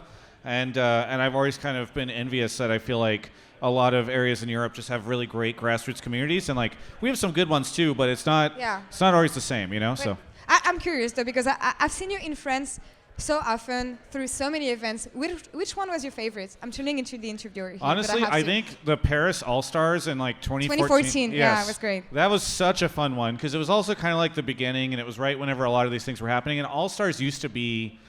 There's no more All Stars anymore, but early All Stars were really, really fun because you would just get these like crazy Frankenstein teams where everybody would be squished together, and you get like these weird teams you would never expect, and it was really fun. And I just think that was the first time I got exposed to the French crowd and how crazy the French crowd can be. So yes, it's been really cool going to those. But yeah, no, it's been really fun. Are you surprised at all that G2 and Fnatic unfortunately not making it into quarterfinals? Was that a surprise for you? Okay, for G2, I'm not really surprised because to me, the team started high and they made it to MSI, and I feel like they collapsed at MSI and they didn't really recover back after that. And then teams improved, but they really didn't throughout summer. So for me, them falling short and not qualifying to quarterfinals was not really a surprise because they reached their limits of what they could do as a roster, and especially when it comes to the meta and how it was difficult for them to go around the meta and the kind of champions you could play. I'm not that surprised. Fnatic, same thing in a way, because we expected so much from them, coming as one of the super teams, coming on as one of the most strongest teams in the LEC. When I watched them play throughout the year, it was weird because you never felt that all the 5 players were connected at the same time, if that makes sense, and you wouldn't see like a real identity out of these players. So you never know what to expect when it comes to Fnatic, and the way it ended is sad, of course, but not surprising. Yeah. Yeah. Well, welcome to the show. Hi. Hello, what's your name? My name's Colton. My league tag is NFE space Sire, SIOR. It's my last name. I play for an org, Never Forgotten Esports. So. Nice. Okay, and whereabouts are you joining us from tonight? I'm from Washington State. Washington State. Yeah. There we All go. the way across country, don't worry. Yeah. Fantastic. One person over there has been taking the drinks at the bar. That's been great. Okay. What a great shirt, by the way. Very much a throwback. Yes. Thank you. Yes. How long have you owned that shirt? I bought it for this exact moment, actually. But I was really hoping that he was going to be here this weekend because this is like the one weekend I could make it to, but I couldn't make it last time you had the show. So Yeah. He's very ephemeral. Anyway, what's your take tonight? my take is that Rogue is the second worst team in quarterfinals. Oh. Okay, so you're not even. Okay, who's the last one though? Drakos. This is really funny. That's right. Drakos That's right. He take those. It's not the worst. Dracos really likes that take. Okay. This is really funny because I think the worst team is actually the team that Rogue came out of groups with, DRX. DRX, yeah, I agree. I think I agree. DRX is really shaky. Like, I agree. I think. One LCK fan does not like you. yeah, I know. I think No, it's but Atlus. if they could meet DRX in quarterfinals, I think it would have been a really good matchup for Rogue. But I also think JDG is not the worst. No, I actually think Rogue has a pretty decent chance, just like how crafty they are, and like you said, like they're an underdog team that have always like been good in the underdog. But I also think they're the worst EU team to show up. I was about to say, don't start Like, agreeing yeah, with her. I know, You're I know. supposed to battle her. Why are they the second worst? What are they terrible at? Tell me all the horrible things about Rogue. They're really inconsistent, but they're more consistent than DRX. That's like you talk about I take Marang it. all the time as like a feast or famine player, and trust me, I'm a double lift fan, a feast or famine player. He's really consistent, but when he's good, he's really good. Same with Marang, and I think Rogue can like struggle a lot with Oruame being a weak side top into 369, just like can completely shut down Marang on not even in his lane, which I think is something that Rogue needs to be really careful of. But I do think they like definitely have a chance. I really think the series will go, Rogue will go down 0-2 because DRX will get him out of the gate, and then we can see either a reverse sweep or they'll lose in 4. Oh, you mean JDG? Yeah, sorry. Yeah. Yeah. Okay, so Laure, do you want to fist fight our guest or? You were nice enough. So I sugarcoated it for you. But as much as I agree on that, I don't expect the scoreline to go this way, in the sense that I expect JDG to pick red side, which is a really good thing for Rogue because they want to bet on blue side, and if they win the first one, they can also win the second one, and this is when they have an edge, and then maybe JDG starts coming back. Because we saw the difficulties for Rogue drafting on red side, especially with the Aatrox and picks like this, and the fact that you have to bounce like 2 champions absolutely on the first betting phase when you draft red side. When it comes to JDG, I think that they're not the best laning early game team, which is where I think Rogue has an advantage on that. You say Odoamne is like capped in the kind of champions he can play. I agree on that, but he also is never going to lose a lane playing the kind of champions he can play. And when I think about Kanavi versus Malwang matchup, you have a farming jungler versus the most LPL LEC jungler you can find in the likes of Malwang, and I think he's going to just invade his jungle. Kanavi is not going to have a jungle when it comes to Malwang. And hold on. Mid lane matchup now, I think Yago might be one of the best matchups you can fight for Larson, because I used to describe Yago as the Chinese Larson in the kind of champions he can play, in the way he can play the game, and then you have the best, what is supposed to be the best point for Rogue, which is the bot lane, and they've been doing so well on early game champs and early games matchups, and if they show up, this is where they can make a difference. Right. I'm done. Mic drop. Am I allowed to counterpoint that? Yeah, Copium maybe, but go yeah. for Yeah, it. you guys just run the okay, show. okay, Travis so- not going to get another round of drinks. Yeah. So here's my take. Yeah. Rawnblade doesn't lose lane, but that means he's stalling a lane. So against a hyper-aggressive top laner, you're giving your topside jungle. You're allowing things to be shoved in, and if the mid lane matchup takes it where Larson has to be on the back foot for even half of his laning phase, Marung's going to lose more than he's going to be able to gain unless he's shoving it down their throat spot, right? Which is obviously opposite side map, but that's not necessarily what EU's known for. That's what LPL's known for. They're known to play both sides of the map and transition their leads out and things like that. And so I think Rogue is the reason they're really good in EU is because they play a different style of play, and I think they're playing right into LPL's hands, which is where I really worry about them. And I think that Kanavi's going to know exactly what Malrang's going to do, because he might seem really erratic in EU, but he fits right into what Kanavi's used to. And I also think ADC's in a great state. That's what I play, and I do think Rogue has a great chance to play through bot lane. But they have to be really, really careful about what comes out of the top side. 369 is going to be a force. I guess as the totally neutral party to chime in here, I do like to point about top lane a little bit, because I think Zeus showed GP as something that I would expect 369 to pick up as well. It wasn't really seen much this tournament, but if people are going to be slamming blind tanks, one, you can play the Fioras, you can play Camille's, the actual counter picks, but you can also just go even in scaling in a winning matchup with your ult to affect bot lane. So I feel like one of their strategies is going to get boomed about wanting blue side for Rogue, wanting red side for JDG, and someone's going to get screwed over game one. And we'll see if they stick to that side, but I'm going JDG. All right. Well, the battle has been done. I guess we'll see how things go tomorrow. But is there anything you want to shout out? Just my idol who got me into League, obviously wearing the shirt, Double Lift. Thank you very much for everything. Shout out to Double Lift, yes. Thank you. If Dad's watching, Yes. someone can clip this and send it as well. Yes, thank you so much for joining us, and hope to catch you again in the future. All right, Mark, what else you got for us in the audience? I have one more take, and I feel bad because I'm picking on Laure with all the negative EU takes since That we had is Drakos fine. already. Bring it She's on. here to defend As them, long- yes. You did great that time. Yes. Now, Off you honestly, go. coming to this world, we didn't have much hopes to begin with. Yes. in Well, the that's us LCS, too. so That is yeah, us. Having one team at least performing well is, the best I could hope for. Yes. How do you feel, because we were talking about this with Drakos earlier, how do you feel about us co-opting Europe as the West? Whenever NA fans are like, oh, it's the West. No, I'm fine with that. I mean, we need to unite against the East anyway, because they're so strong. And if there's no unity between all of us, then I guess, it's just doom. I wish I could cheer more for the LCS teams, but Yes. We also wish we could cheer more for the LCS teams. It's a problem. EG performed so well, though. I have to say. EG was great, especially given the tough situation that they were in for coming into Worlds. So I was very happy with that.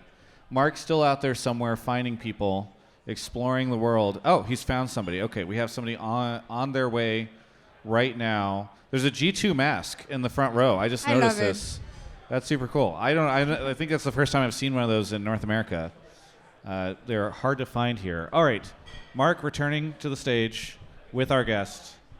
Joining us here in just a second. Every time you reach down to protect your drink from me kicking it, I think, Yes. and every time it just results in you getting in the way. I'm not going to kick your drink. I'm nervous. Stop. Okay. Hello, welcome to the show. Hi. I'm What's your name? Charles. My name is Charles. Oh, Charles. Where are you joining us from? I'm from New York, actually. New York. Yeah, that's what I've learned. You just have to say the name of the city you're in, and it gets a big reaction. Again, New York. There we go. Okay, Charles, what's your take? My take is that Rogue fluked into the quarterfinals. Rogue fluked into the quarterfinals. Yes. Okay. For a couple of reasons. I'm looking at Drakos' face. Oh, he doesn't like this take. Okay. He was okay with the second worst, but not okay with fluked. Okay. Why do you think they fluked into quarterfinals? Well, a couple of reasons, and I think the first one that comes to mind is that there was the TES bug, and that had TES won that game, they would have won everything and maybe knocked Rogue out. Because I think, contrary to what we were talking about before, DRX is the better team compared to Rogue. So it's a bug, you might say, that Rogue is in quarterfinals. They bugged their way into Yes. Yeah.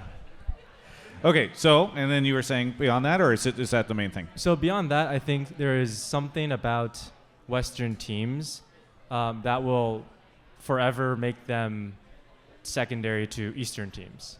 And that being that the work ethic, the amount of time that you grind into League, even if the meta changes, you fire off like neural pathways and you just become habituated into situations where you can quickly adapt to a changing meta. But if you just don't get in those reps, then if the meta changes, then you'll fall behind because you just don't have that practice in. I think Rogue fluked in because they found a good strategy with Maokai. I think Maokai is a great equalizer of teams just because it covers a lot of weaknesses that otherwise Eastern teams can exploit. And because of that really strong week one, they, unfortunately TES, which is one of my favorite teams, was not able to make it out. Very good. Okay. So, Mark, we started with Laure last time. I know you were distracted by Twitch chat. No, did Rogue fluke in because of a bug? I mean, technically you can't prove that because even if they did get in immediately with a bug, they still would have played a tiebreaker. I checked the average game time. They were the second slowest team for average win time. So they would have had to play in the tiebreaker to then get in, and then one team auto-qualifies, which I think would have been against DRX, actually. Yeah. So I'm pretty sure like it's actually pretty possible that they beat DRX based off the previous conversation where DRX is actually the weakest team. Even though they beat Rogue in the tiebreaker anyways, but let's glance over that one real quick. Yeah. So like it's possible, but I think the bug was obviously pretty big. The thing that I wonder is how many bugs happen that we don't catch, because pro players are the ones who are supposed to pause and like go and do something, but there's so many times where there's like little things that don't quite look right, and you just go like, anyways, gonna keep casting, and like. I wonder how many times games have had like team fights that go the wrong way or something where a bug goes through and, like if it's not literally game breaking, it can actually be kind of hard to pick up of just like damage numbers not calculating correctly or something. So it was very noticeable in this instance and absolutely sucks for TES, but like, I don't know. Did you see the Reddit thread that explained the mechanics behind the TES bug? In terms of why the shield doesn't goes on cooldown but doesn't show up? No, I didn't see it. So the reason's actually because somebody on Reddit was testing this out. If you have boots and somebody else has Shadow Flame and they cast Karthasar, then your Maw Malmortius shield doesn't pop, which is just like a prime display of spaghetti code. Cheers for spaghetti in the audience.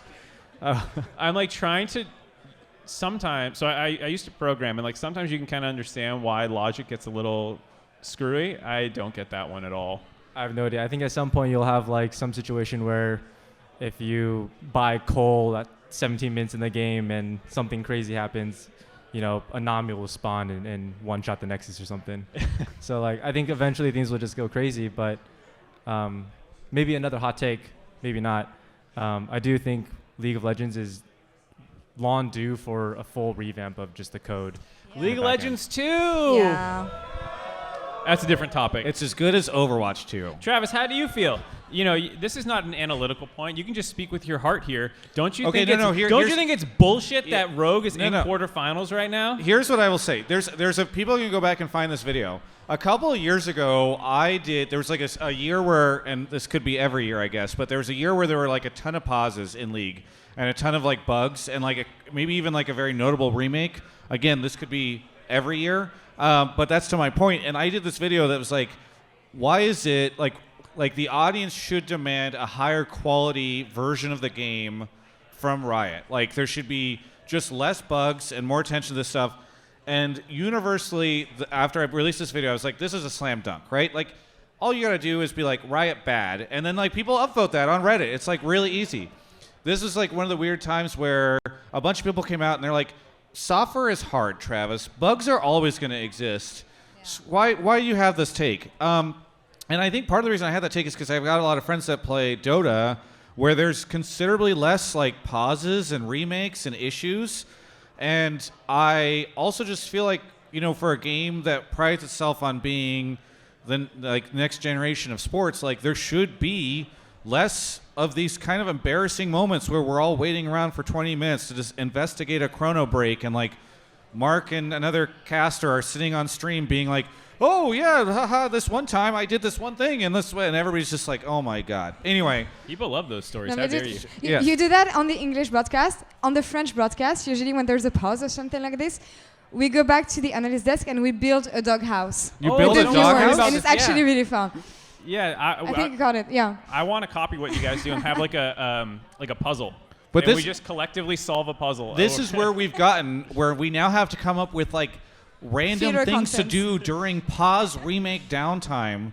And so anyway, I was just really surprised by that because I do think like, especially going into Worlds, I personally feel like there should be a decent amount of stability. Like I know they lock the patch or whatever, but why not have like a couple patches that are just like just fix patches or something? You know, like again, I'm not a game designer. I know like software is hard, but like I do think we should demand a bit more stability in the game client from Riot. And I know this stuff is tough, but like don't develop for a little bit and just fix. I think that would be really good. So that's kind of my You take hear on that, this. artist? Stop working on your goddamn No, I'm not- concept On art. Yumis and Viegos and stuff like I am this, not and saying just fix the like, game. yeah, I'm not saying make less skins or something like that. I'm just saying like instead of I hate this new soundtrack you guys worked on. Why didn't you that fix is the not what I'm bugs? s- see, and this is what I'm talking about. This is why it's so hard to have this take, because people come out and they're like, there are ways. Other companies have solved these issues and have more stable games. Like, it's not the end of the world. I love League of Legends. I love what Riot's been able to make. I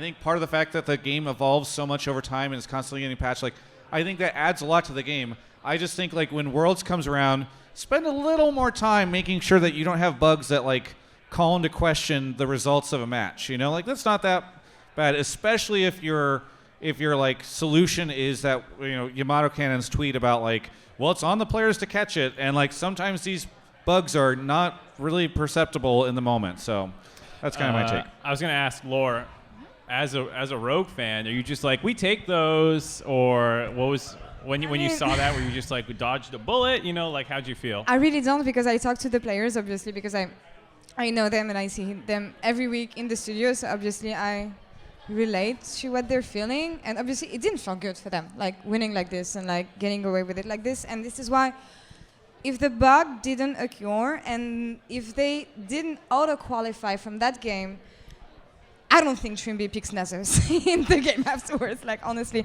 And I think that they could have gone much different, and they would actually have played differently because their life was like on the line, and they were just like, I'm not saying that they took it easy, I'm just saying that they may have taken a different approach if the day had got different. So they don't feel good about this. We don't feel good about this either. But I think it could have qualified either way. Just playing differently. I think with TES, they're one of those teams where the eliminated version of TES performs far better than the can still qualify for quarterfinals TES. The pressure, yeah, it's one of those things too where you never know. Like Laura saying, they don't pick Nasus. They play a more serious comp. Yeah. TS is like still like, oh my Trimby god, we need to win this next defended game. Nasus. He thought it was a good pick. I mean, he did go You on thought Twitter. it was a good pick? Yeah, he went on Twitter and he was like, how come you Oh, guys? Trimby, yeah. Because what was the pick he did in week 1 that he was everyone was applauding? Rakan.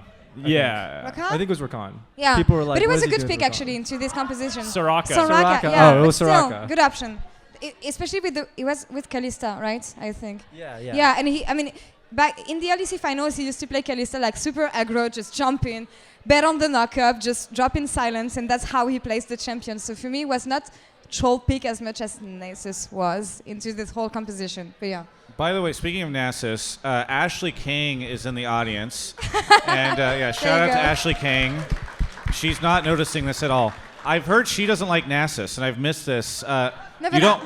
I was talking to Ashley just before this actually, and I know she's an OTP Nasus and I'm an OTP Zyra, and I'm like, don't you hate it when pro players pick our champions and they just run it down because it's like it doesn't bring any value? Oh, it was Nasus support. She hates NASA support. Ah, I see. Okay, yes. Well, regardless, pouring one out for Ashley Kang tonight. Okay. See, I like when they run it down on my champ because that means it's safe.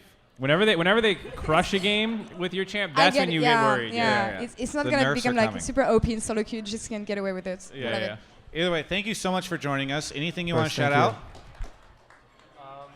I hope JDG goes 3-0 this weekend. Oh, JDG. Okay, now she's gonna fight. All right, thank you so much. You should get off the Get stage him off the quickly. stage. Yeah. Thank you so much for your take.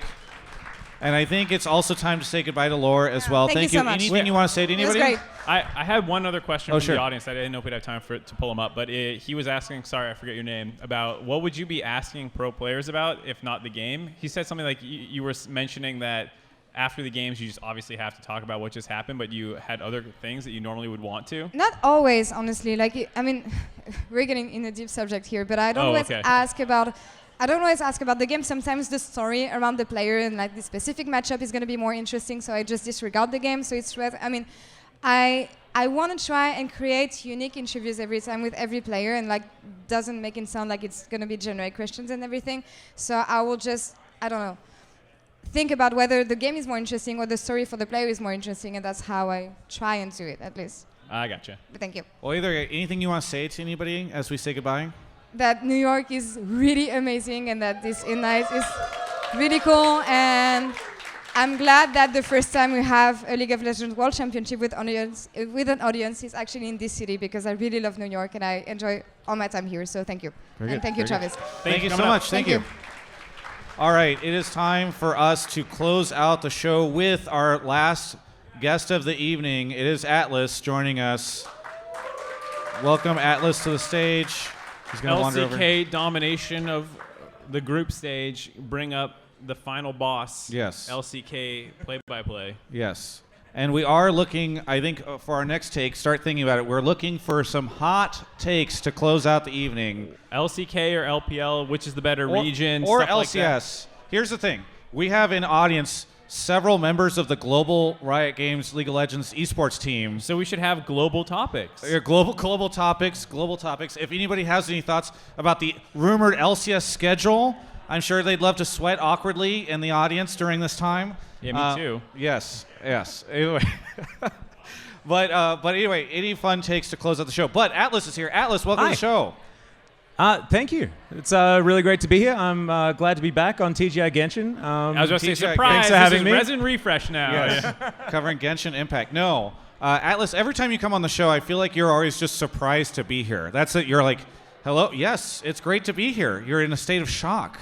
Well, I live in Korea, so honestly, being not in Korea surprises me most of the time. That's fair. How are things? We've been talking a lot about how things have been going for North West. America. Yeah, the West. You're wearing a T1 hoodie right now. How are you feeling about this Worlds? I'm feeling great. We got 4 teams out of groups again. I'm hoping it's enough for people to realize that we're the best region in the world. And Yeah, where's your world well, yeah, no, but championships? like we do a lot. And when it comes, like, I don't concede the fact that the LPL often has the best team, but we have the best region. You know? I thought you were going to go for like the how many of their teams still use Korean pro players. You know, Yeah, that's another the easy. angle. I'm not going to take the low-hanging fruit That's the there, easy Mark. one? I'm Yeah. not that guy. Okay, I would that never guy. be that guy.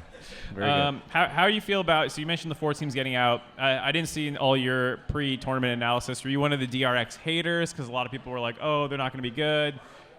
Some people said Zeko was not good, and at laning and whatnot, and he's been doing well. Like, how have you felt about? Like, is this? You talk about being the best region. So does that mean you expected 4 teams out? Well, no, I definitely didn't. I think now at this stage, I'm feeling very confident saying that because, like, DRX were a team that finished 6th in the LCK. I kind of thought that they sort of fluked their way in using the Deft regional buff. He just tends to get through. He was with, good old Morgan inting his way to the World Championship. That was the saddest Worlds appearance. I know, it was sad, but it also brought out a lot of Giga Chads in our Twitch chat throughout the entire year, which was really, really nice to see. I hope that there's some bro fans that are at least watching from somewhere. Hey, there we go. Some in person, apparently. Yes. But I kind of thought that DRX were going to crash and burn because they weren't necessarily a team that we were expecting a lot out of. And then I started believing, and then they started losing in that first week. They lost to Rogue, and I was like, oh, God, okay, well, now I need to go back to expecting not very much from DRX. And now that I've done that, they've done a lot of winning. So I'm just going to continue betting against them and watching them get further and further. Very good. Well, I think it's time to grab some audience members to have, I don't know, any number of different takes. All right. Are you we'll off, find Mark? some. Yeah. Yes. We'll Please, hot takes only, folks. That's what we're looking for right now. Alice, how have you been enjoying New York? I've been really liking it. I've not been able to spend as much time actually outside of like the Times Square area that I would have liked to. However, I haven't let that deter me from enjoying my time in the city. Well, I think all these people would tell you not to be in Times Square. Yeah, that's what I've got from everyone. They're like, Yes. "Oh, you're in Times Square. Just please don't hate it that much." And I've actually thought it was pretty cool. Yeah. No, I think I really like New York. It's been so good to be back after so long. I think the last time I was here was like 2017. And then it was difficult to make it out for a couple years, and then was unable to make it out for a couple years. So it is really good to be back. How long are you on the road for? Are you able to reveal that? I never know if Riot's talent assignments are like secretive or not. I don't know whether I'm allowed to reveal it. Okay. Well, there are some comms people in the audience, so they'll tackle you Yeah, if you start if someone to reveal could yell out and let me know whether it's cool for me to say. Yes, we're hearing yes, I believe. Is that what that is? I don't know. You're here at Worlds. Yeah. Yes, and we don't know how long, but you will at some point in time leave. Yes. I will be commentating next week at some point. Okay, fantastic. Yeah, there we go. And you can't disclose which match you'll be commentating. No, but it will be extraordinarily hype. Oh, And great. Do you know what I am? I'm going to give something away. I don't know whether this is allowed, but I'm finally going to be casting with Azale. And Isaac and I have been waiting for this moment the entire time during Worlds. So I'm That's very awesome. excited to I'm really finally happy have for my you. Yeah. time. Round of applause for Azale. Azale. For Azale. I invited him. He did not reply. So I think, I know. It's rough. It's rough. All right. Anyway, we have our next audience member here in an Evil Geniuses jersey. With the purple Crocs. With the Purple you're wearing Crocs the as purple well. Crocs. Yeah. Jojo Pune cosplay. Oh my. So that's not my take, though. Yeah. Okay. What's your name? I have an LCK take. But what's your name? My name is Mike. I Mike. am from St. Louis. I live St. in Arkansas Louis. now, but I'm from St. Louis. Welcome to the show. My What is your LC take tonight? My LCK take is DRX is going to make finals. DRX is making finals. That's Making a beautiful finals. take. All right, we just heard that they were the worst team, so I think it might be time, if production is ready, for us to award you the Chipotle hot take of the night. Congratulations. You just dabbed about receiving that. I so love you- Chipotle, so I am very happy. Congratulations. Well, you win a free entree, and so after you get off the stage, go to our merch table, and we'll get you hooked up. But Will do. fantastic. So why is DRX? Remind us, DRX, they're making finals or they're winning? They're making finals. They're making finals. Are they going to win? I'm still wishy-washy on win. Okay. 50-50. So they're going to make finals, and then there's a 50-50 chance because there's two Because teams I think in finals. I think it's going to be T1 Either it happens or it DRX. doesn't. There's always a 50-50. Yes. I think it's going to be T1 DRX. Tier 1 Art DRX. Okay, so this would be an LCK finals. Yes. Exactly what Riot would like. That would also probably Exactly what I would like, too. Yeah. It would also mean only team kills or region kills because they would have to be EDG. T1 would have to win the other side. DRX and Damwon and Gen G are playing, which would mean the semifinal match. Which then, you would have it. That's a lot of team kills. So my medium take is that Damwon is going to win, is going to be Gen G. We don't want medium takes. But the hot take is DRX is going to Okay, be so why is regardless of who wins that, So, yeah, DRX wins. Why is Travis DRX asked making the finals? why, but what about the how? How does it How happen? is, well, they can beat EDG. I think their top lane, I think Flandre versus Kingen is, neither of those teams play through top lane. So Winnable. evenable. I think if we get the right Pyoshik, you're going to have to flip a lot of coins correctly, my friend. yes, or we can do what they've been doing in regional when Pyoshik starts to int, bring in Juhan, who's been excellent on the Maokai. Probably had the best Maokai of the tournament so far, in my opinion. In jungle, not top lane or support, but then also DRX has the Deft Last Dance buff. I think all of the players are trying a little extra hard for their captain, for their leader. Zeka has looked incredible. Beryl hasn't been just running it down like he is prone to do at times. I'm also just a huge DRX fan, so this is maybe hit the copium tank just a little bit. But I do think there's a way for them to beat EDG, spam ganking bottom. They can shut down Viper, maybe. Deft has been playing really well. His Caitlyn game was insane, absolutely insane. I know it was against Gam, maybe. So. All right. So that's how, I guess. I mean, that's how they beat the first one. And then the second one, that's where things go downhill real fast. It is. And I agree, but I think that... Well, we'll have time for semifinals later. We got another show We got to coming get through up. quarters first. Okay. I liked this topic a lot, so I was ready to take it until the end. Yeah, you're like, keep talking to me about how they're going to win the next one. Atlus, as the LCK guy, what are your fears? So he outlined very nicely all the things that are going to go great for them. But what should they be worried about? Take the other side of your own dreams. All right, so like, how are they going to not beat EDG? Yeah, like what are you most worried about from EDG? And even before we get to that, there was a take earlier that DRX is the worst team in quarterfinals. Do you think that's true? No. Okay. Because where do you place? Oh. Where do you place them? And then them? there's 3 LPL teams. Yeah. I mean, like, if it was top esports that made it out, then I think that is the correct take. Okay. I do. All right. I mean, like, objectively, I still think that DRX can get further in the tournament that a lot of people expect, but I think they are finals? a wild. No, not finals. I'm sorry. Okay. But I think that's all right. I'll keep definitely believing. it's a wild card take. You know. All right. So back to Mark's point. What's your general take on their challenges and issues? Yeah, like what would you be most concerned of EDG? Like it's going to happen, but like what's scaring you? Well, like DRX generally play off their bottom lane, right? True. So like Deft and Mako winning lane is kind of a given in a lot of games that DRX play, and then other things happen around the map. For example, Kingen and Pyoshik exist. But Viper and Mako are extraordinarily good. Good news for Deft is the fact that he knows how Mako plays, having been with him on EDG for a really long time. But that goes both ways, right? Mako knows what makes Deft tick. He understands what gets under his skin, because honestly, it was Mako, in my opinion, that taught Deft how to lane.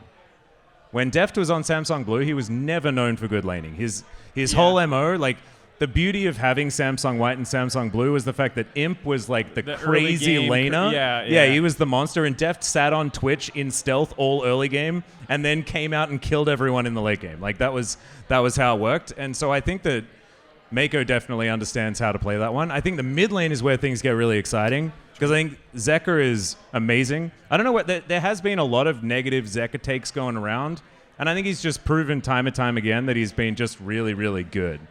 So even his domestic stats are way higher than you'd expect them to be. Yeah. So I think that there's a few good things for DRX, but Scout was world champion MVP. He's pretty good. I mean, that's a tough thing to go up against. He's been around the block a few times. Yeah, and although like Flandre has also been around the block a billion times, right? Like, I don't think anyone remembers when I casted the LPL, but I definitely casted Flandre a whole bunch of times. And he was one of my favorite players as well. Like that snake with Beast and Barker Snake and was such a cool Flandre team. and Crystal and oh my goodness, what a time to be alive. Anyway, he's an older player, but he still plays a lot of those carries. We saw his Fiora actually popping off. I think that EDG are not to be slept on, and I don't think that our 4th seed from the LCK should realistically be someone that we're betting on against the former world champions. They are the 3rd seed, though, so it's 4 versus 3 in that sense.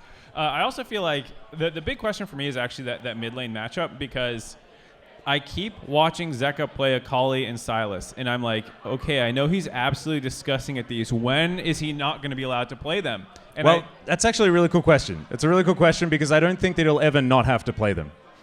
I think that too many other bans? No, I think that if you always have to ban Caitlyn, you always have to ban Yuumi, you always have to ban Aatrox. It's the only thing that Kingan's actually been threatening on. I just don't think there's ever going to be a time where you're going to get to a point where Zeka has to actually test the rest of his champ pool, which he has. But just why would you if you could just win the game with Akali, Sylas, Azir? I mean, if they're up, yes, slam them. I'm Yeah. 100% on that board. I just wonder, I do wonder if they will try to do it a little bit more. And maybe you're right. Maybe the other bands are just too important. Caitlin's gone through but has a bad win rate, but it's like maybe it's getting through against teams that can't play Caitlyn, and it's actually still disgusting. The Sivir Yumi situation is one where I don't want it to be as good as it looks, but it looks like it's really good. It just needs to be on the ban list or disabled. We need to come up with some sort of bug for Yumi so that she just can't be played. I asked Vanderil to find one for Aatrox after playing. I mean, I had a dream. I had a dream that one of the, you know how Ariana was disabled for a bit? I had a dream that was Yumi the night after. Yeah. I had like the blue Twitter post, and it was a beautiful time. Maybe if you just tweet it on that like text screen. No, but Azale already ruined it. It becomes true. People will just think, like you just have to get it to go viral, and then the teams won't. You just have to send it to their DMs. Like, have you guys seen this? And then maybe the teams won't really check. We'll print it off in Korean and Chinese and see Slide whether it into works. Team doors. Yes, they won't realize. The only other thing I'll say is I'm a little concerned about Flandre. If you're DRX, I'm concerned about him because he did look better than I thought he would when he was just slamming the Fiora counters on red side. I know he can play them, but just seeing him do it was like, all right, well now you have to worry about this a little bit more. And I don't think he's not like the kind of guy. He's not 369 or Zeus, but like he's still good enough that they might be able to make it about top lane potentially a little bit more than I think DRX wants it to be. Yeah, and him and Kingen both have a Gangplank in their back pocket as well. I think that's actually going to be something really interesting to look out for. But we haven't spoken about the elephant in the room, right? And that is Pyosik versus JJ being, like, who knows what's going to happen. And it's I think rando, like, hey, wait, hang on. There was dice. a Champions Queue game where Viper said in Champions Queue, well, JJ's bad, so... Ooh. Yeah. Well, there you go. I forget who he was talking to. I'm changing my pick'ems when I go home. I forget who he was talking to, but Viper himself said JJ is bad.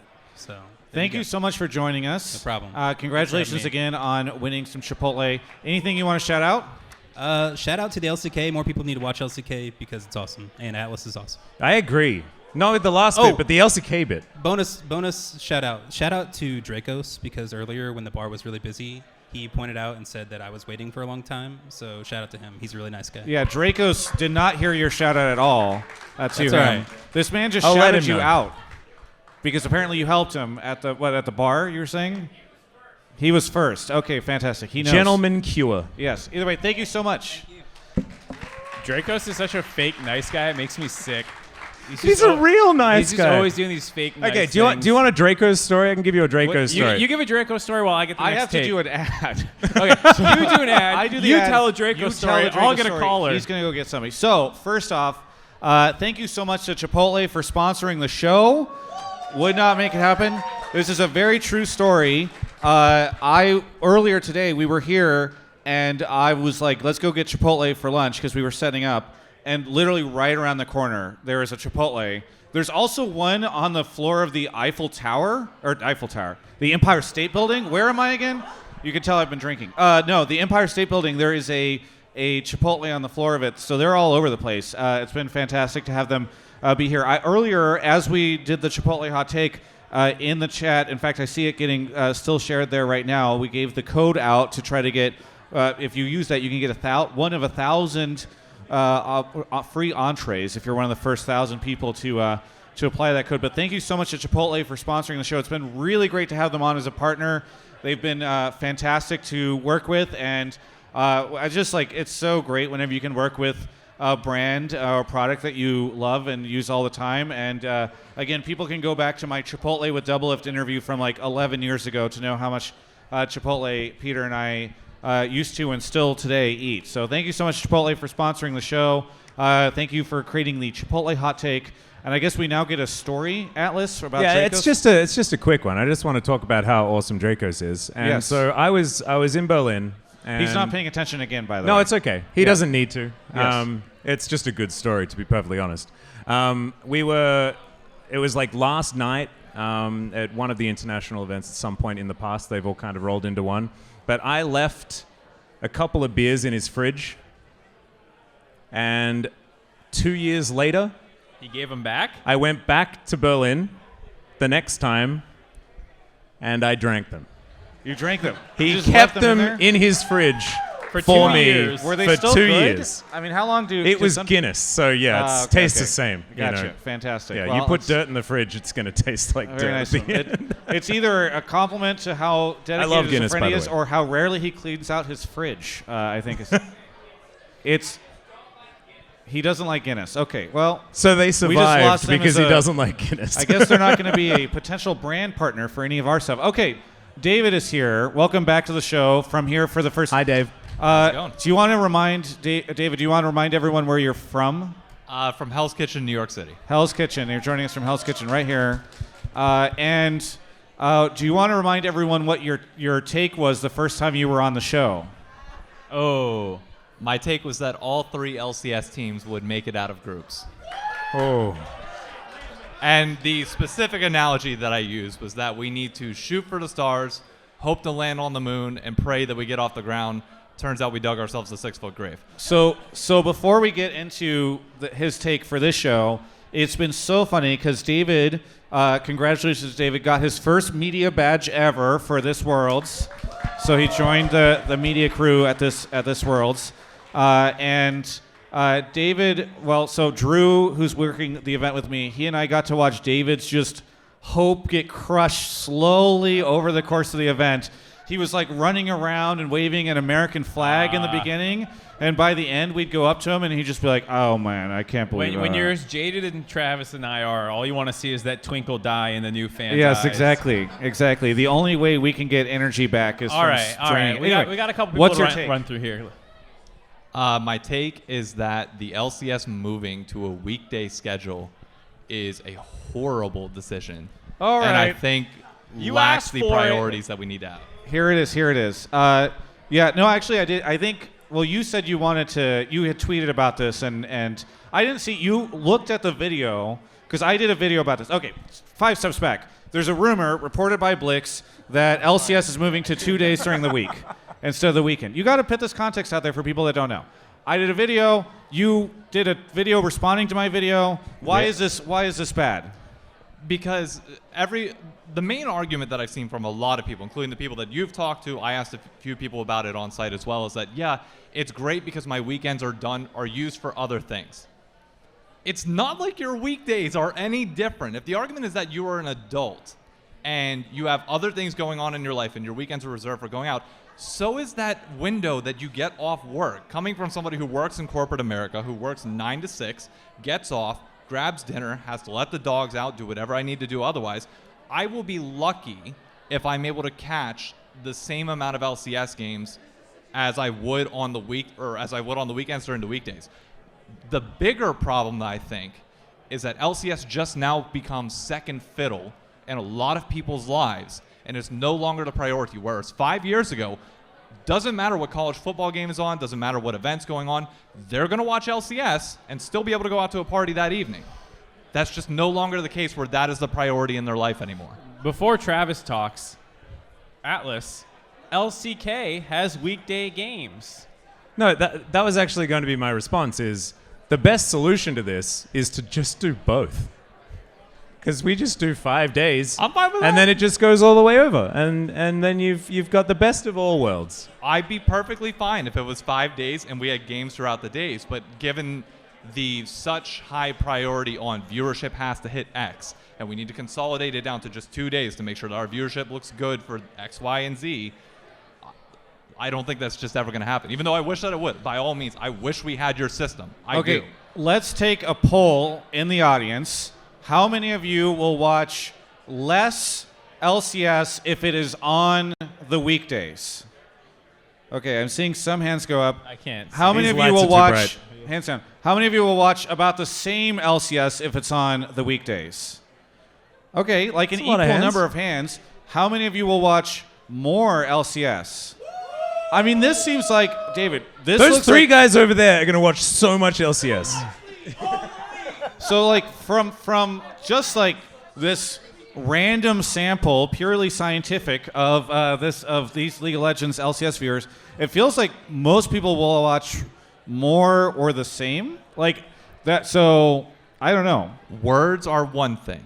When it comes time to the moment and 7 o'clock comes on a Wednesday afternoon and you have to decide between what you need to do to get done and watching the LCS, your actions will be different than your words. You're getting heckled by the audience. This guy Vince is sitting on the couch and watching nothing. I mean, here's the thing. Why not have it on while you are ordering Grubhub, your Chipotle, or something like that? You know what I mean? No, but like you got it on your phone with your dogs while you're walking dinner through the time. city? I mean, that's the thing. Like, what primetime television for us boomers that remember existed for a reason. Like, they didn't used to be like, hey, Friends is on Saturday at noon. It was on like I don't know, Thursday or something like that in the evening. Like they're looking for something to watch in the evenings. I feel like I don't know. I'm not trying to become like Mr. Move to the weekdays thing, but like I don't know. What, Mark? Nothing. Atlas and I are talking. Mind your own business, dude. Okay, Do okay. the show. Yeah. So for context, I work for both CBS and Disney, who owns ABC. So I'm very much. But you're not the programming guy for these. No, but one of the things that I did during my job with CBS was track audience ratings and viewership metrics. So one of my jobs was at the time we were missing our audience projections by upwards of like 15%. Yeah. By the time I was done with projections, we got it down to about 5 to 6%. So I'm very familiar with trying to predict trends in this regard. And by all means, I don't know the data that Riot has. And by all means, if they're making this decision with proper data, that's fine. But we on the outside don't have access to that. So we have to put together our best guess as to what it is, which same thing going on to the reason why many of us, including myself, do believe that Valorant plays a part in this is because we have no other information otherwise. And no matter what, you can't control that narrative. Like I promise you ask the majority of people in this audience, they will tell you that Valorant probably has something to do with it in some capacity. Yeah. I mean, I don't know. It's tough to talk about the Valorant stuff because that's kind of also unannounced and like it's hard to figure out like what that looks like. So that will send us down another like conversation that is probably worth having at a later time, but I don't know. Mark, you've been kind of silent on this. My entire life is League of Legends. I don't know. I get to sidestep all these issues you're talking about. I'm like, I'll show up on Tuesday or Wednesday. I mean, but you do care a ton about viewership. Are you worried at all about it? Yeah. I mean, I don't know who we're targeting exactly, I guess. Like, I'm not the one deciding this kind of stuff. Are kids, younger people, more free on weekdays or weekends? I don't know. I would assume weekends, but you know. I think if people want to watch the LCS, they'll watch it, whether it's on a weeknight or a weekend, the majority of the time, right? Yeah. And I think it's like it feels bad that things are changing, and change is scary. But I mean, I think it's a wait and see. And if it then goes to shit, then I'd assume that Riot will probably be like, "Oh, viewership's down after we made this change. Perhaps we'll change it back." Like, well, I it's don't kind know. of hard to undo because if you're giving Val the weekend. You can't Just really give be like, them the weekdays. Yeah, well, it's like it's really tough because see, that is where the Why conflict don't you occurs. alternate weeks? You know, one goes on the week, one goes Why on don't the they both weekday. just play on the stage Yeah, at the same time? cyclical. You can just have them both there. Yeah, and actually, you rotate them on a different weekday or different weekend right, anyway. every single week. I think you roll the dice at the start of the week, and whoever has a higher number gets the stage. Yeah, there you go. Atlus is going to become the programming We should manager. be league for- ops. Yes. We're awesome. No, Oh, I it would mean, be here's the worst decision. Here's the thing, David. I worry as well. It is a huge shift, and like within esports, it's not like television where there's years and years and years and years and years of data to make these decisions off of, and like a ton of investment into analytics and tracking and all that stuff. It is kind of a gamble, and obviously like there's some data, but so I do worry similar to you. But what I will say as a counterpoint to your thing is like. I have just been very surprised at how much, like, you go on Reddit, and, like, the doom and gloom crowd is just like, oh, LCS is dead, LCS is dead, LCS is dead. And then I put out a video, and I was surprised at how many people were like, oh, my God, I hope it moves to the weekdays, because I used to watch so much LCS, and now I'm like, I've got a family, and I can't do things on the weekend or whatever. And so, like, I've been surprised at how much I've seen and heard from people who are actually really excited about the potential of it being on the weekdays. So I'm curious. I'm also trying to find the numbers, which is difficult, but I've heard that by the end of Friday Night League, the numbers were pretty even with Saturday and Sunday. So like, I don't recall that as much, but it's what I've been heard. So yeah. I have a question. Yes. Or more of a statement, I guess. Based on the viewership that we have in the LCK, viewership numbers are almost entirely based on who is playing on the day and not when they're playing. The only thing that changes, really, is how many people are actually at LOL Park. So if you're trying to aim for live audiences turning up for the show, weekends are absolutely what you want to go for. If you want people to be in their pajamas watching the show at home, like living their best life, then weekdays are absolutely fine. And I can guarantee you, like, we put a T1 Gen G game on Wednesday compared to Saturday, the number's going to be basically the same. Yeah. Yeah, well, LCS has always done the every team plays every day, the best of one situation. Yeah. So I don't think there's been when I was looking at the rumors, it did sound like there were any format changes. No, about I that don't think being so. rumored. So I think I'll mention this maybe in another video. I've heard that Riot basically if you go back and look, they promised not to make any format changes like last year. And so I think they're going to hold to that. So I don't think there's going to be any format changes. But anyway, that's a whole nother thing. We're running out of time. David, anything that you want to shout out here at the end? Shout out to Chipotle. Shout out to Grubhub. Shout out to CLG, who I know some of them are here now. Woo! They've been putting on daily events every day that Worlds is here. And to the other 8 LCS teams, because I know 100 Thieves had an event here on Saturday this past week, where are you? You have LCS fans out here dying for literally anything, and nobody's around. Boom. Just saying. Shaming the LCS right as he leaves. All right, thank you so much, David, for making it on the show. I'm sorry your last take did not turn out well, but hopefully your next take also fails. All right. Yes, what, Mark? I was going to say, are we done? Or are we are winding down the show now. Okay. I mean, we're out of time. We're running over time, in fact. So, Atlus, thank you so much You're for coming on the show. Anything you want to shout out? I just want to say thank you for inviting me, Travis, and thanks for having me once again. Hopefully we can come back and do another possibly different video game affiliated podcast in the future. Shout out to everyone for coming out. Thank you so much for being here. Woo! It's the first time I've ever done a podcast in front of an audience, and it's just so cool. Isn't it cool? I think Yeah. it's really cool. So thank you I love guys this. so much. Yeah. And thanks to just New York in general for being Yes. so welcoming, and it's just amazing to travel again. Mark. Thank you so much. Let's hit the bar. Do you have anything you want to shout out? That is the shout out. The Okay. bar. Shout out to everybody who watched. Bartenders. Shout out to everybody that is here. A shout out to the Cutting Room for hosting us. They've been fantastic. And also shout out to none other than Grubhub and Chipotle for making the whole show happen. We couldn't do this without them. It's really cool. David was just talking about how he wants to see more esports stuff in New York. We've been able to do 3 shows. This is our last one in New York. We'll see you all next week for Atlanta. Stay tuned for ticket information for that. And we will see you all next time.